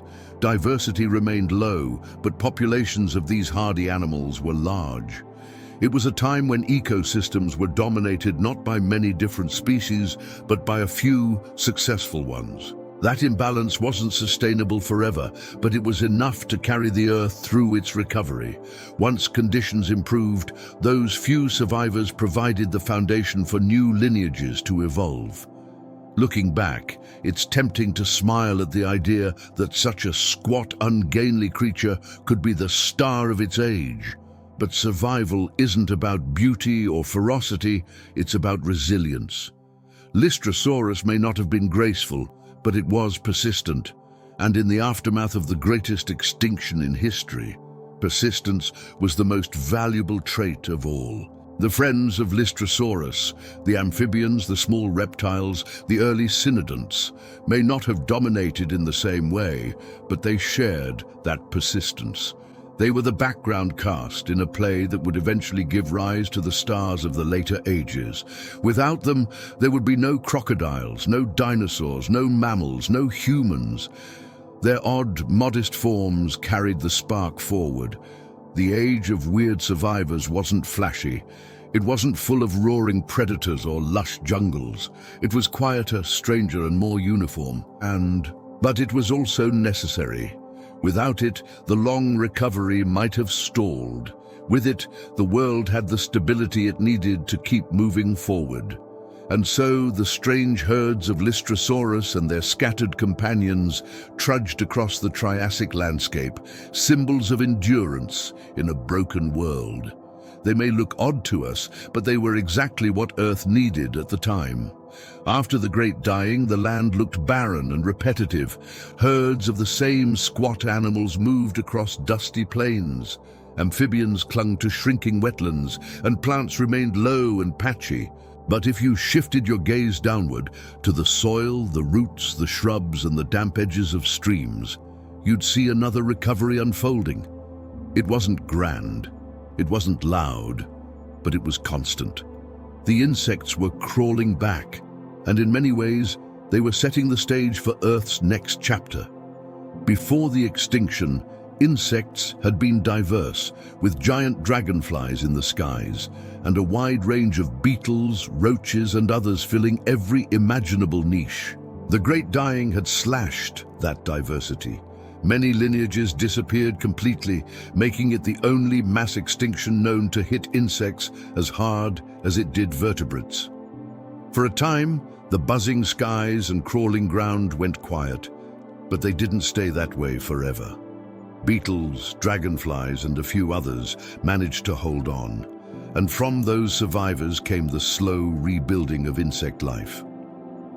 The early Triassic was a world where insects weren't yet dominant in number, but they were dominant in function.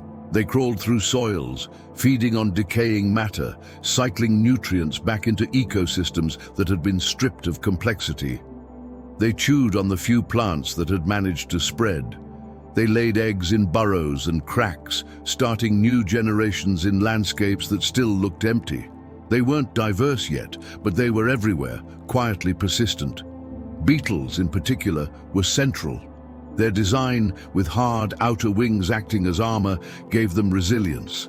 They could feed on almost anything, from rotting plants to fungi to carrion. In a world where food was scarce, that flexibility mattered. Fossil evidence shows that beetles spread widely in the early Triassic, playing the role of recyclers in an Earth that desperately needed them.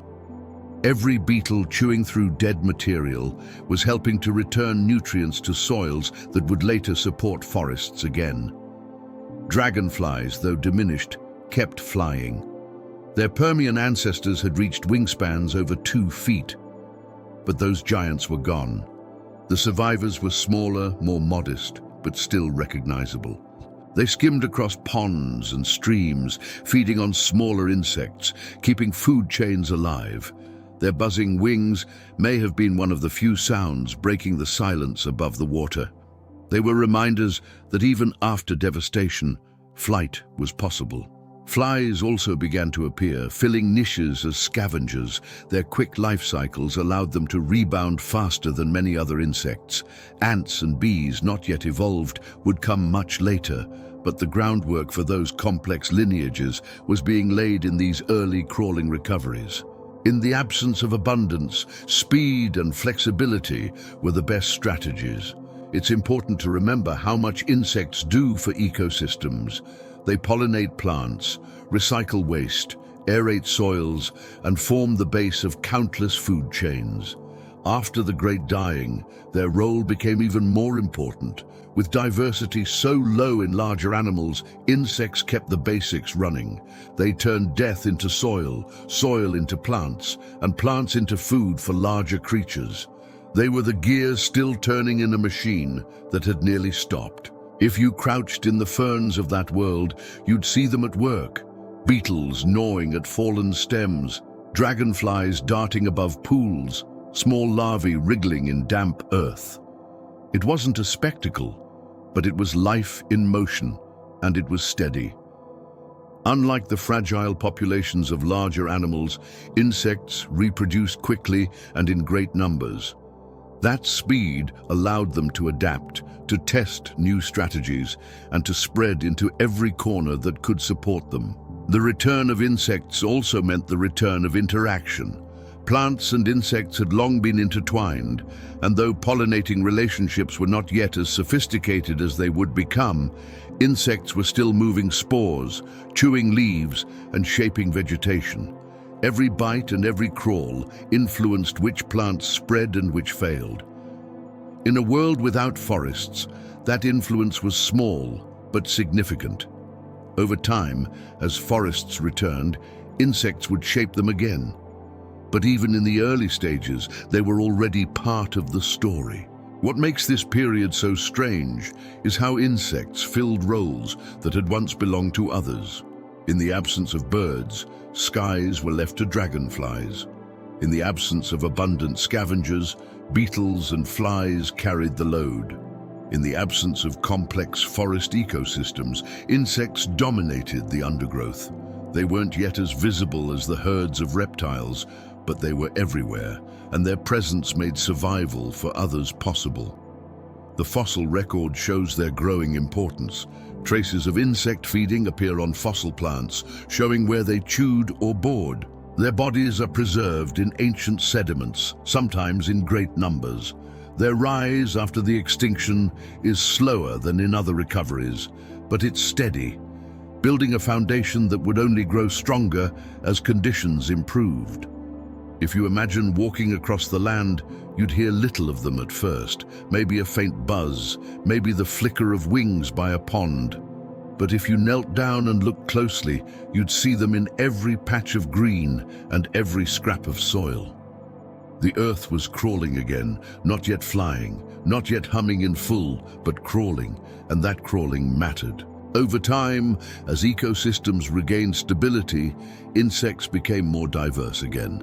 By the Middle Triassic, new groups were appearing, building the lineages that would dominate for the rest of Earth's history. Ants, bees, butterflies, and countless others were still far in the future, but their distant ancestors were already taking shape. The crawling Earth of the early Triassic was the seedbed for the buzzing world we know today. And so, while the large survivors trudged across plains and amphibians clung to swamps, the insects were rebuilding life from the ground up. They were the quiet workers, the overlooked survivors, the creatures that turned emptiness into possibility. Their takeover was not dramatic, but it was decisive. Without them, the recovery of plants, animals, and entire ecosystems would have stalled. With them, the Earth had gears again, small but unbreakable. The crawling Earth may not have looked impressive, but it was alive. And in that crawling, life was already preparing for the next rise. Life, after the Great Dying, wasn't just shaped by what was gone. It was shaped by what the Earth kept throwing at it. Survival was never smooth because the planet itself wouldn't settle. The climate swung back and forth like a pendulum that couldn't find its balance. One stretch of years would scorch the land with heat. Another would bury it under floods.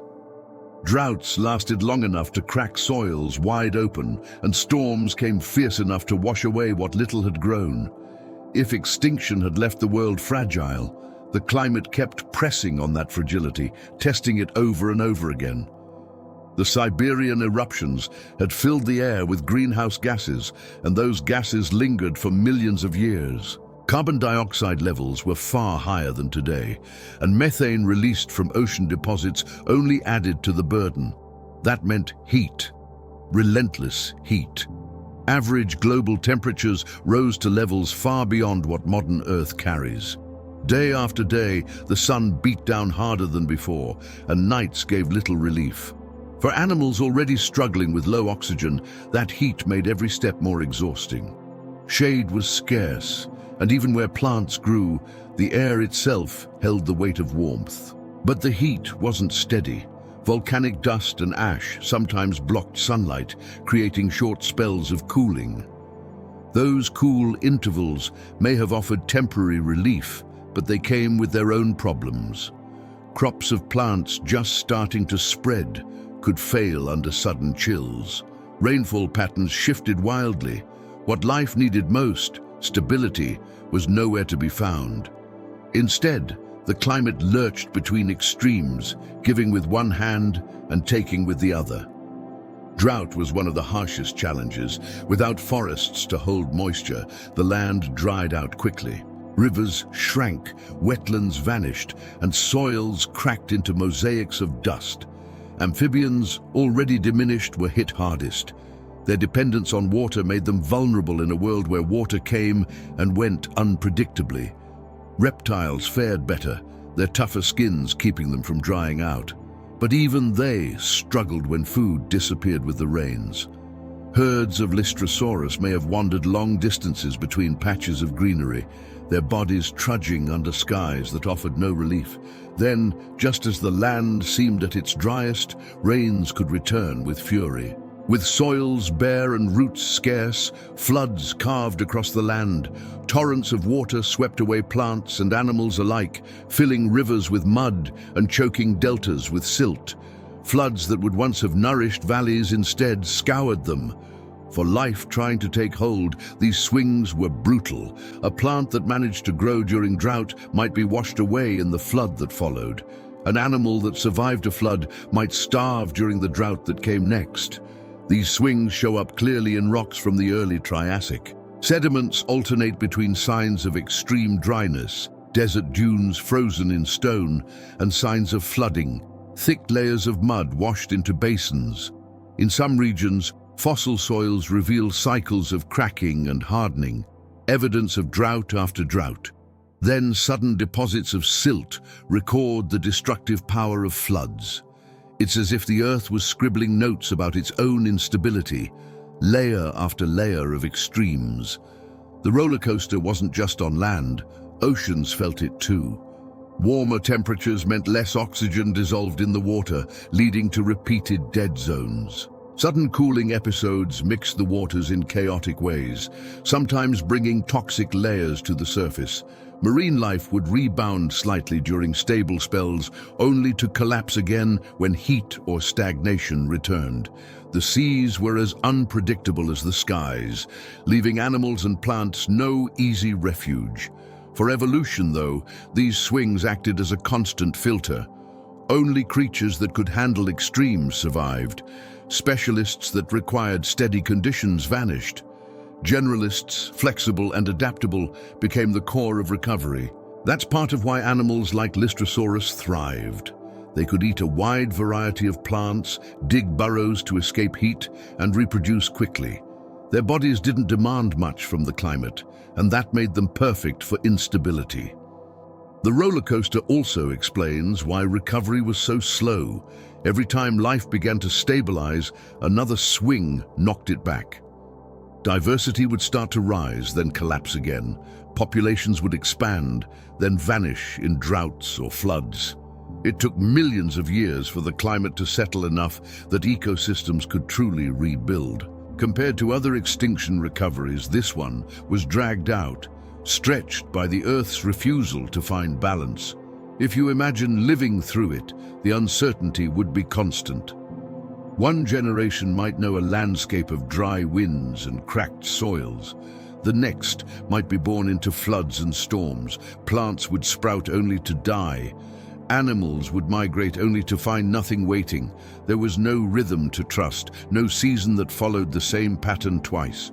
The climate was the ruler of the age, and it was mercilessly unpredictable. And yet, in that unpredictability, life still pushed forward. Ferns spread in the wake of floods, taking advantage of fresh sediments. Beetles recycled what little organic matter survived the droughts. Amphibians bred in pools that appeared after storms, even if those pools dried soon after. Survival wasn't about comfort, it was about taking every small chance the climate allowed. Over time, those small chances added up. The roller coaster eventually slowed, but not quickly. Millions of years passed before carbon dioxide levels declined enough to ease the heat. By then, evolution had tested countless strategies, discarding those that failed and holding on to those that worked. The animals and plants that emerged from this gauntlet were shaped by instability itself. They were tougher, more adaptable, and ready to build the ecosystems of the mid-Triassic. Looking back, the climate swings after the Great Dying remind us how fragile balance can be. A planet doesn't need to be stable for life to exist, but stability is what allows life to flourish. Without it, survival shrinks to its simplest forms. The early Triassic was not a time of flourishing, it was a time of endurance. Heat, drought, and rain kept the Earth unsettled. But even in that turbulence, the machinery of recovery kept turning. The roller coaster would not last forever. Eventually, the pendulum would slow, the extremes would soften, and life would have the room it needed to expand again. But while it lasted, it defined everything about survival. And in its wake, only those who could ride the swings remained to tell the story. When people hear about extinction, they often imagine that once the disaster ends, life bounces back quickly. You clear the slate, and within a few centuries, maybe a few thousand years, the world is full again. After all, life is resilient, isn't it? But the story after the Great Dying shows that resilience doesn't mean speed. The recovery was not quick. It was stretched across millions upon millions of years, long enough that entire mountain ranges rose and eroded again while life struggled to rebuild. The Earth itself seemed to wait, and in that waiting, evolution moved at a crawl. The sheer scale of the extinction was part of the reason. This wasn't just the loss of a few groups here and there, it was the collapse of nearly everything. In the oceans, 90% of species are gone. On land, around 70% disappeared. Ecosystems weren't just trimmed, they were leveled.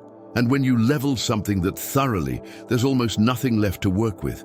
Evolution needs raw material, species with variations, lineages to branch from, diversity to fuel experiments. The Great Dying left very little behind. The survivors were tough, but they were few. And from that thin base, recovery had to begin. Even the survivors struggled. Lystrosaurus may have dominated landscapes, but it wasn't building diverse ecosystems by itself. Beetles recycled, dragonflies buzzed, amphibians lurked, but there weren't enough species interacting to create stable, layered systems. Everything was simple, flat, and fragile.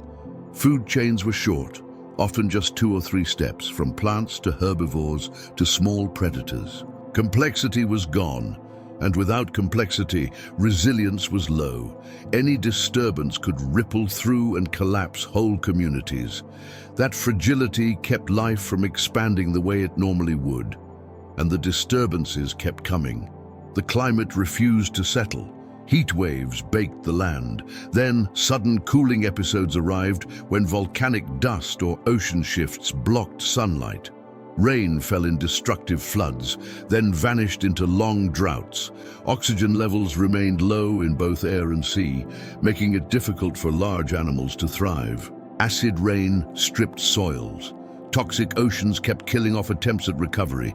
It was as if the planet was set on repeat, knocking life down every time it tried to stand up. This stop-start pattern is written clearly in the rocks.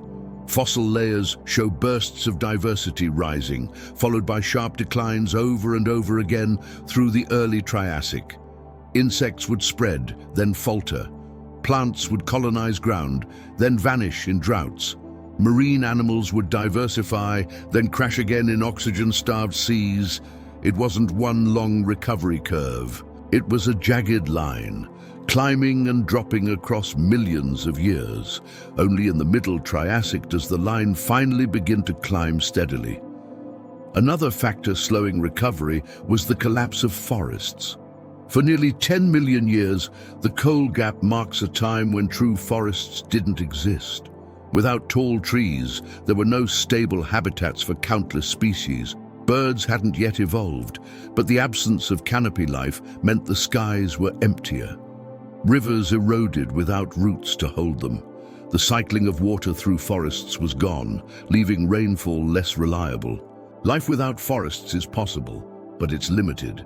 That absence meant entire sets of niches were closed off, and until trees returned, ecosystems couldn't reach their old complexity. On land, the dominance of a few survivors slowed things too. When one species like Lystrosaurus makes up 90% of the fossils in some places, that means ecosystems are incredibly lopsided. A single species dominating so heavily doesn't leave much room for variety. That kind of monopoly might keep things stable in the short term, but it delays the branching out that fuels diversity. Only when their dominance waned did other groups begin to rise. The oceans show a similar pattern. For millions of years, reefs were gone, replaced by microbial mats and sponge fields. Without reefs, marine ecosystems lost their richest habitats. Coral reefs today cover less than 1% of the seafloor, but host a quarter of marine species. Imagine stripping that away, and you can see why marine recovery lagged. Until reefs re-emerged in the Middle Triassic, the seas were simpler, flatter, and less capable of supporting variety. Time itself played a role too. Evolution doesn't move quickly on the scale of rebuilding entire ecosystems. Even if a new species evolves in a few 100,000 years, it takes far longer for that species to diversify into dozens of forms, filling different roles. Multiply that across plants, insects, fish, reptiles, and you see why rebuilding takes millions of years. Evolution is inventive, but it isn't instant. The Great Dying had erased so much that the process couldn't be rushed. It's worth thinking about what those millions of years felt like from the perspective of living creatures. For a Lysturus, life was short and immediate. Find plants, avoid predators, raise young. They didn't know they were living in an age of slow recovery.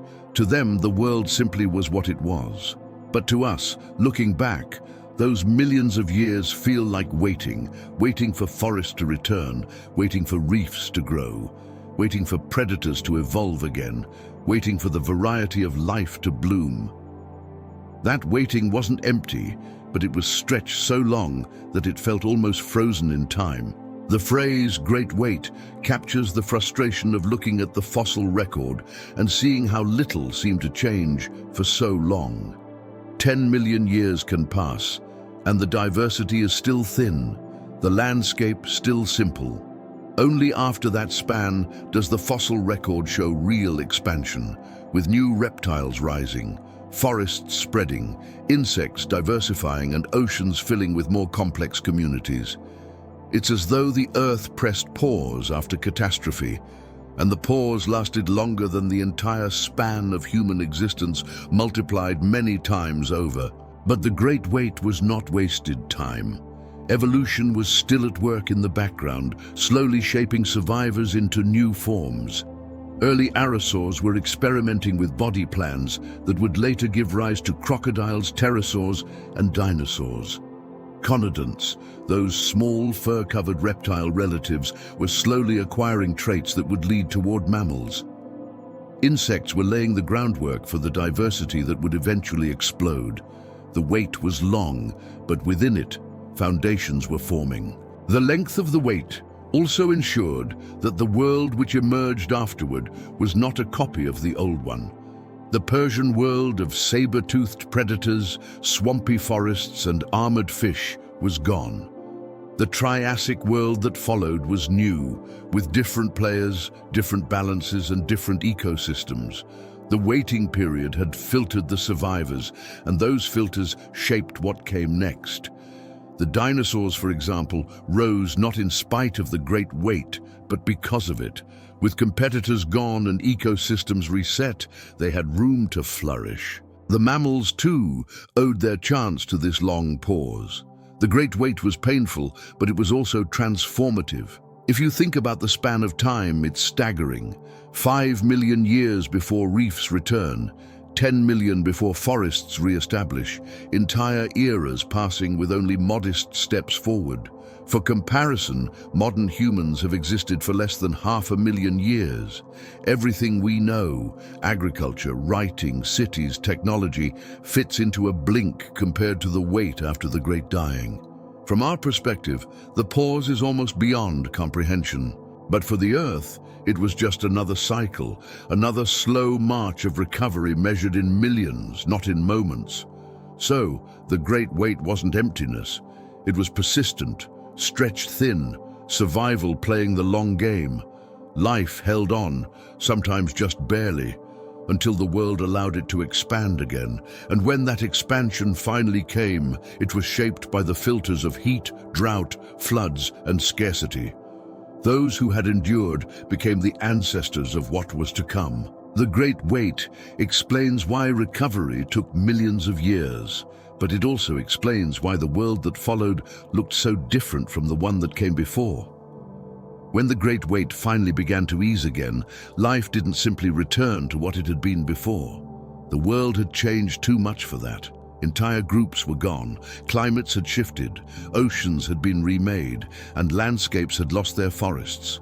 What came next wasn't a restoration, but a recreation.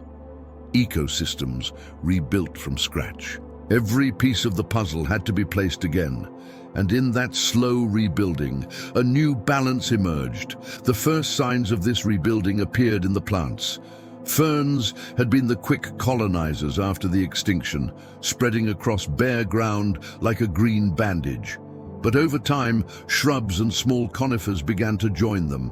Their roots stabilized soil, their trunks offered shelter, and their seeds spread in wider patterns. Slowly, patches of vegetation grew thicker, creating islands of shade and structure in an otherwise open landscape. These patches weren't yet forests, but they were steps toward forests. In them, animals found shelter from heat, insects found leaves to chew, and soils began to rebuild their fertility. Animals followed the plants. Herds of Listora still dominated, but their numbers were no longer as overwhelming. Other reptiles, once minor players, began to spread into the spaces left open. Some grew larger, experimenting with new body plans. Others specialized into predators, filling roles that had been empty for millions of years. Amphibians lingered in swamps and rivers, holding on to their niche. Cynodons, small and fur-bearing, crept along the edges, feeding on insects and plants, surviving quietly but steadily. Each addition to the patchwork added new links to food chains, which slowly became more complex. The oceans show the same story. For a long time, microbial mats and sponge fields had dominated, but now reefs have begun to reappear. At first, they were small, scattered clusters of sponges and corals, fragile but functional. Around them, fish populations grew.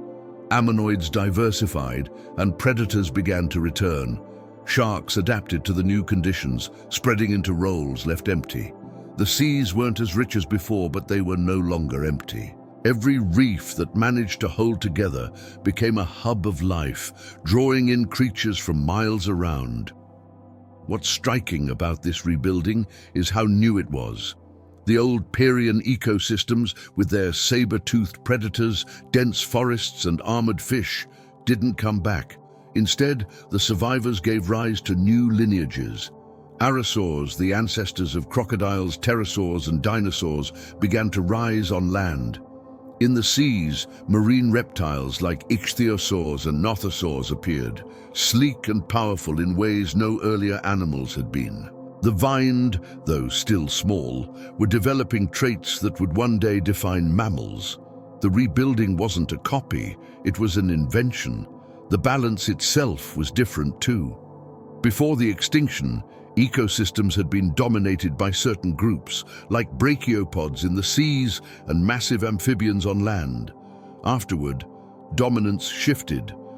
Valves replaced brachiopods as key players in the oceans. Reptiles replaced amphibians as the leading land animals. Insects, though heavily reduced at first, eventually spread back into their old roles, shaping plant life in new ways. The extinction had reset the rules, and the winners of the new game weren't the same as the old ones. This kind of rebuilding doesn't happen overnight. It takes countless small steps. A patch of plants spreads a little wider, giving animals a place to feed.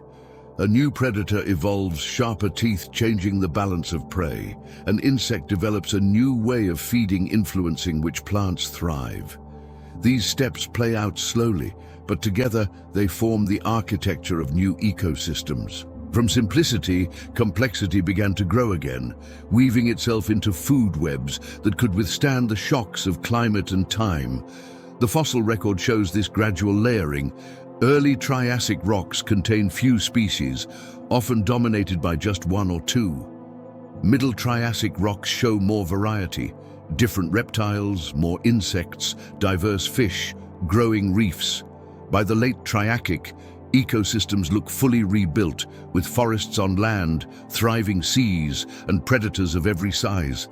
The transformation wasn't smooth, but it was real. From the great dying to the rise of dinosaurs, the Earth had gone from emptiness to abundance, step by step. One of the most fascinating parts of this rebuilding is how much it depended on survivors interacting in new ways. Lister may have kept ecosystems going at first, but its dominance created opportunities for others to adapt. When forests returned, insects expanded into pollination, influencing plant evolution in new ways. When small reptiles spread, they created prey for new predators. Each move set off another, and over millions of years, the pieces formed a new pattern. The new balance also reflects the resilience of life. Even after the worst extinction in history, life found ways to adapt, innovate, and diversify again. It didn't matter that 90% of species were gone. The 10% that remained were enough to rebuild. They weren't the same, but they were sufficient. Out of their persistence came ecosystems as rich and varied as any before. If you picture the landscapes of the Middle Triassic, you'd see the difference. Plains that had once been barren now held shrubs, trees, and herds of reptiles. Wetlands echoed with amphibian calls again. Forests, though younger and smaller than the old ones, shaded streams and sheltered insects. Skies, once empty, now had dragonflies and the early ancestors of flying reptiles. Seas that had been slimy and stagnant now shimmered with fish, ammonoids, and predators. The Earth wasn't just surviving anymore, it was thriving, and yet even in that thriving, the memory of collapse lingered. Ecosystems rebuilt from scratch are never quite the same. The scars of extinction shaped the path forward. Whole groups that once defined the Permian were gone forever, replaced by newcomers that would define the Triassic. The balance was new, fragile at first, but strong enough to last. For the next 160 million years, dinosaurs, marine reptiles, and early mammals would live in the world built during this rebuilding. The new balance wasn't temporary. It was the foundation of an era.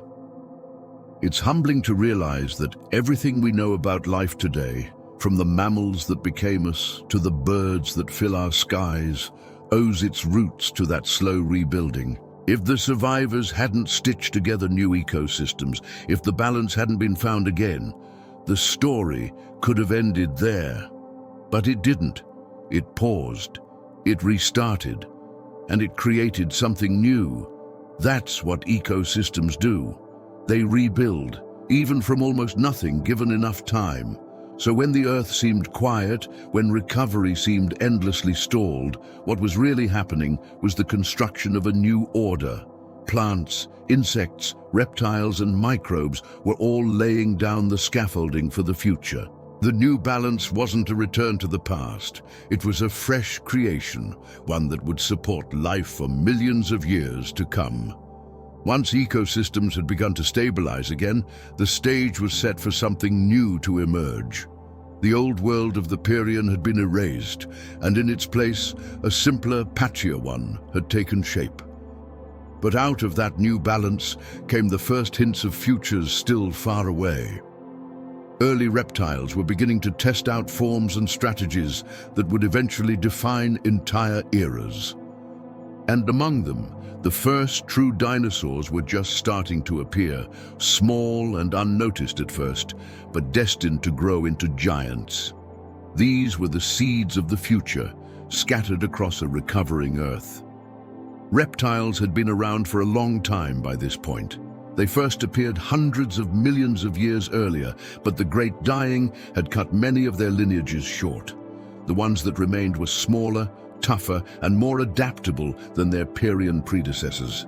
They scurried through the undergrowth, grazed on sparse plants, and hunted insects and small animals. They weren't yet the rulers of the land, but they were everywhere, quietly diversifying. One of the key groups to rise during this time were the dinosaurs. These reptiles were lightly built, with long legs and agile bodies, traits that set them apart from the heavier animals that had come before. They started small, no bigger than a dog, but their body plans gave them speed and efficiency. In a world of heat, drought, and unpredictable resources, being fast and adaptable was an advantage. Over millions of years, dinosaurs would split into branches, one leading to crocodiles, another to pterosaurs, and another to dinosaurs. But at this early stage, though, they were simply survivors trying out new forms. Cynodons, the reptile relatives that would one day give rise to mammals, were also spreading. They were small, often burrowing, and probably covered in fur. Their teeth show signs of specialization, with different shapes for cutting and grinding, a hint of the mammalian traits to come. They hunted insects, fed on plants, and lived in the margins. They weren't dominant, but they were persistent. Their presence shows that even in the shadow of larger reptiles, the ancestors of mammals were already adapting, waiting for their chance. But the most transformative group to emerge were the first dinosaurs. In the late Triassic, fossils begin to show small bipedal reptiles that walked on their hind legs, with light skeletons and grasping hands. They weren't the towering creatures we usually imagine when we think of dinosaurs. They were modest, perhaps the size of a large dog or a small horse, but they carried the traits that would make their descendants dominant: speed, agility, and a body plan that allowed for a wide range of adaptations. At first, they weren't particularly special. They shared the landscape with many other reptiles, including large dinosaurs that were far more intimidating. Early dinosaurs weren't kings of the land. They were minor players, darting through forests and plains, living in the shadows of bigger predators. But evolution often works that way. The giants rule for a time, but the small and flexible endure. The seeds of the future are rarely obvious in the present. What made dinosaurs successful in the long run may have been their posture. Walking on two legs freed their forelimbs for other uses, whether grasping prey or balancing while running. Their upright stance allowed them to move more efficiently than the sprawling reptiles that dominated earlier ages. These advantages didn't make them rulers immediately, but they gave them the potential to rise when conditions allowed. The fossil record shows how gradual this rise was. In the early Triassic, dinosaurs are absent. In the middle Triassic, their earliest relatives appear, small and scattered. By the late Triassic, true dinosaurs are present, still small in number but spreading.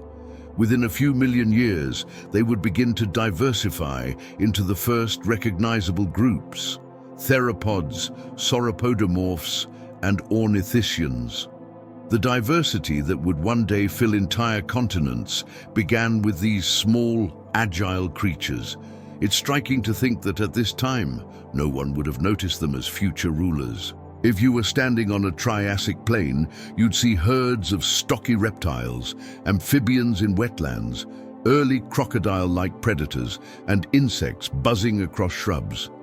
The small dinosaurs would blend in, one more reptile among many. Their future dominance wasn't inevitable. It was a matter of timing, adaptability, and survival. But in their bodies, the blueprint for that dominance was already present. These seeds of the future weren't limited to dinosaurs. In the seas, ichthyosaurs were evolving into powerful marine reptiles, streamlined like dolphins, but descended from land-dwelling ancestors. They became some of the top predators of their time, filling roles that had been empty since the extinction. Nothosaurs and placodonts explored different marine niches, some sleek and fast, others armored and heavy. The oceans, like the land, were filled with experiments, some of which would last for millions of years, others of which would vanish quickly. On land, plants were also laying down the seeds of the future. Conifers spread more widely, building forests that would support larger herbivores. Seed plants diversified, creating food sources that could be stored and carried, changing the way animals fed and moved. Insects followed, adapting to new plants and beginning the long evolutionary dance that would shape both groups. Even in the undergrowth, change was stirring. The world of the Triassic was still strange compared to what came later. It wasn't yet dominated by towering dinosaurs or lush forests, but the outlines of that world were already visible. Every small arosaur, every creeping cynodont, every sprouting conifer was part of a pattern that would expand. The Earth was no longer just recovering. It was inventive. The seeds of the future remind us how much of evolution is about patience. What looks small and unimportant in one age can become monumental in the next. The tiny, fur-bearing conodons would eventually give rise to mammals. The small, bipedal dinosaurs would grow into giants. The scattered conifers would spread into forests. The buzzing insects would diversify into millions of forms. From humble beginnings, lineages can rise to define entire eras. And so, after the silence of extinction and the long wait of recovery, the Earth was once again moving toward abundance. It wasn't the same abundance as before, but a new one, carried by creatures that had been overlooked or underestimated. The seeds of the future were already planted, and in time they would grow into some of the most extraordinary forms life has ever taken. If the past could only be imagined, it would always feel uncertain. But the Earth keeps its own records, and those records are written in stone. Fossils are the notes left behind, the fragments of bodies, the impressions of leaves, the traces of movement frozen in sediments. Without them, the great dying would be a story half-guessed. With them, we can see not only what was lost, but also how life climbed back. They tell us about collapse, about waiting, about survival, and about the new balance that eventually formed. Each fossil is a sentence in the story of recovery. The earliest Triassic layers are stark. In rocks dated just after the extinction, diversity drops to nearly nothing. Whole beds of limestone that once teemed with shells are empty. Reef structures vanish, replaced by flat layers of microbial mats. On land, where there should be forests, there are instead deposits showing bare soils and ferns spreading across disturbed ground.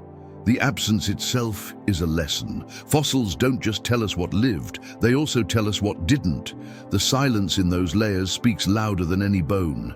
Then, as you move upward through the rock record, fragments of survivors appear. The bones of Lystrosaurus show up in abundance, scattered across riverbeds and floodplains. Their skeletons are simple, repeated again and again, evidence of how one animal came to dominate. That dominance is a lesson in its own right. It shows us that recovery doesn't always begin with variety. It can begin with a few hardy species carrying the load. Insects leave their own marks in plant fossils. Tiny chew marks, bore holes, and frills in leaves reveal that beetles and other insects were still working, even when diversity was low. Those subtle traces remind us that survival isn't always about large bodies. Sometimes it's about the smallest mouths keeping ecosystems alive. The rocks also capture the slow return of complexity. Stromatolites reappear in abundance, telling us that microbial mats reclaimed the seafloor. Over time, sponge fossils join them, then bivalves, then ammonoids. The order in which they appear is important. It shows the sequence of rebuilding, microbes first, then simple animals, then more complex communities. By the Middle Triassic, coral-like organisms begin to show up again, proof that reefs were returning. Without fossils, we would never know how gradual that sequence was. The story would seem too neat. Fossils reveal the unevenness, the long pauses, and the fragile first steps. Trace fossils, tracks, burrows, and trails are just as valuable as bones. They show us how animals moved through these recovering landscapes. Burrows attributed to Lystrosaurus tell us they dug into the earth, perhaps to escape heat or drought. Trackways left by early reptiles show their shift to more upright stances, evidence of evolutionary experiments in posture and movement. Even faint impressions of amphibians in mud tell us where wetlands still existed, fragile but persistent. These traces are like snapshots of behavior, letting us see not just what animals were, but what they did to survive.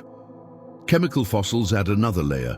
Certain isotopes in rocks reveal when oceans were low in oxygen, when carbon dioxide spiked, and when volcanic activity altered the atmosphere. These chemical signatures line up with fossil diversity, confirming that swings in climate matched swings in life.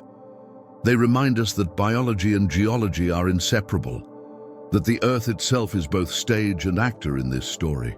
Without those chemical records, we might underestimate the environmental stress life was under. With them, we see just how stacked the odds were against recovery. Every fossil from this time carries weight because of what it represents. A single amino shell in a Triassic layer tells us that lineage survived and began to spread again. A fragment of a conifer cone tells us forests were returning. A tiny conodon jaw tells us the ancestors of mammals were already taking their first steps. Each piece is small, but together they show a larger picture. It's like piecing together a mosaic where most of the tiles are missing.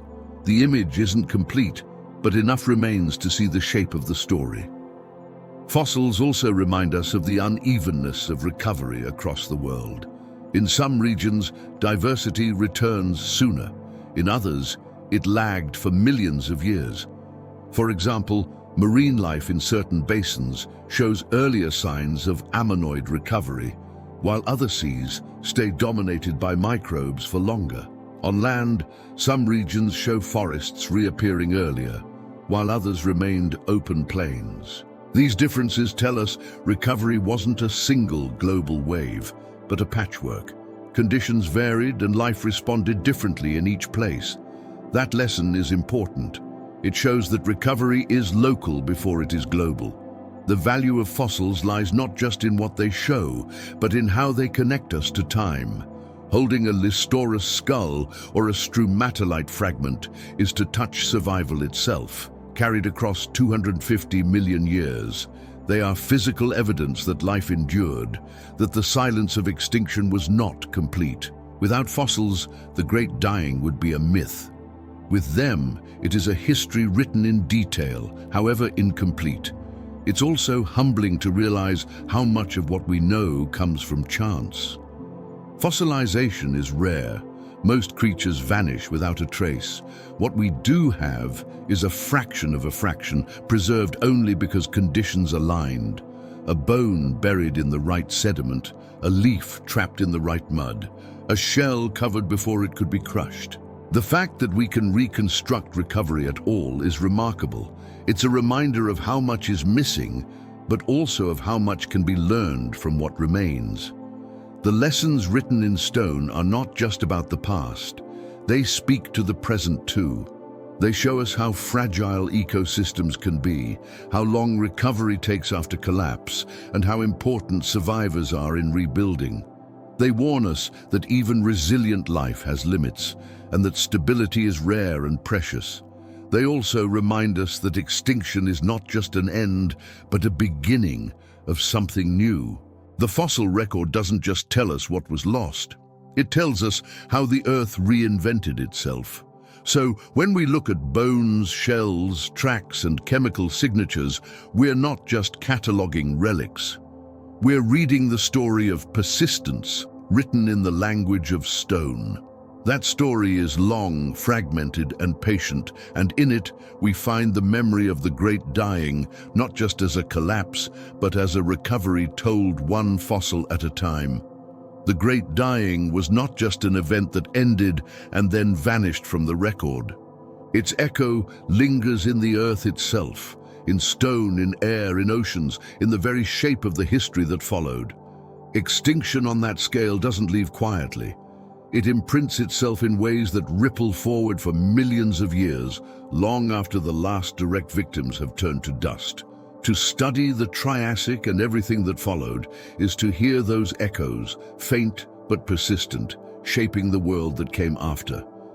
The rocks remember most clearly. Geologists reading through layers of sediment see the sharp break between the late Permian and early Triassic. Fossil beds, rich with shells and bones, give way to barren strata where diversity collapses into near silence. Coal beds, once common, disappear, marking the loss of forests. In their place are sediments filled with red oxides and cracked mudstones, the scars of drought and bare landscapes. Even without fossils, the rocks alone show something extraordinary happened. That gap, that sudden absence, is one of the loudest echoes the Earth holds. Chemical signatures in stone are just as telling. Ratios of carbon isotopes swing wildly across the boundary, evidence of massive disruptions to the carbon cycle. Sulfur isotopes reveal the spread of toxic, low-oxygen seas. Traces of mercury locked in sediments point to the vast volcanic eruptions of Siberia, which poured greenhouse gases and ash into the air. Every chemical imbalance preserved in stone is a reminder of the environmental chaos that followed the eruptions.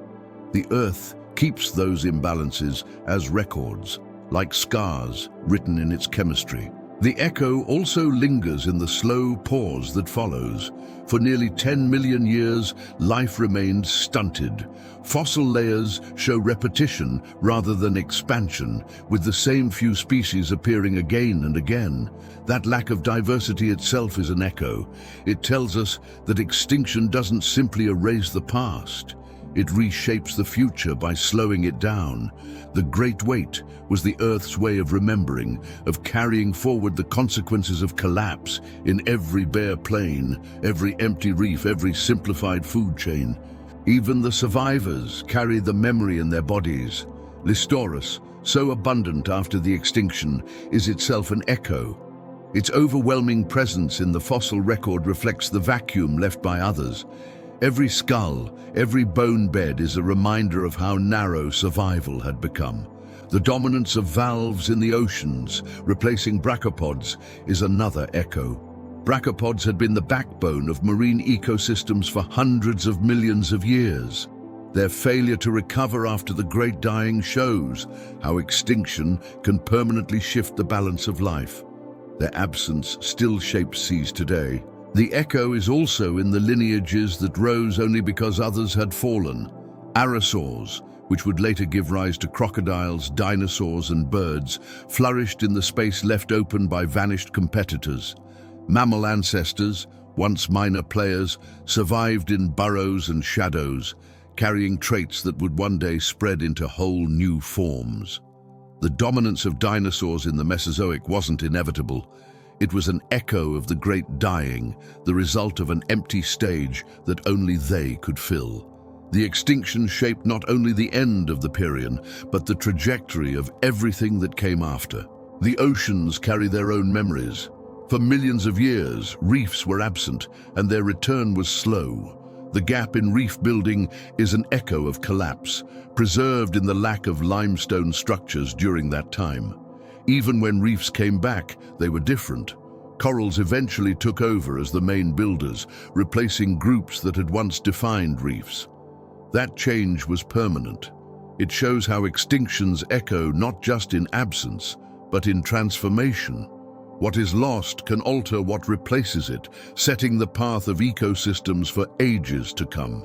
The echo also speaks through the lessons it leaves for us. The slow recovery after the great dying shows how fragile ecosystems can be. Once they collapse, they don't snap back quickly. It takes millions of years for complexity to rebuild. That warning echoes into our present. We can see it in fossil records, in chemical signatures, in the scars of landscapes that once lay bare. It tells us that recovery is not guaranteed and that stability is rare and precious. Even today, scientists can detect remnants of that time in deep-sea sediments, in isotope ratios that mark the swings of ancient climates, in the enduring patterns of survival and extinction across lineages. The echo is faint, but it's still there, whispering that Earth has been through collapse before and that collapse left marks that never fully fade. It's striking to realize that echoes don't just belong to the past. They shape what we know now. The dominance of dinosaurs, the rise of mammals, the very structure of ecosystems today, all carry the imprint of what was lost. Every forest, every reef, every food chain is built on a foundation altered by that event. In that sense, we're all part of the echo, the lives of humans, the presence of birds, the spread of mammals. All of it is tied to the survival and reshaping that followed the great dying. The Earth remembers in ways we can measure, in stone, in chemistry, in lineages, but it also remembers in ways that are harder to define, in the shape of resilience, in the pattern of survival, in the stubborn persistence of life through instability. The echo of extinction is not just absence, it is persistence marked by absence. It is the long shadow cast forward by collapse, and as long as we read the rocks and the fossils, that echo continues to speak. Thank you for staying with me through this journey.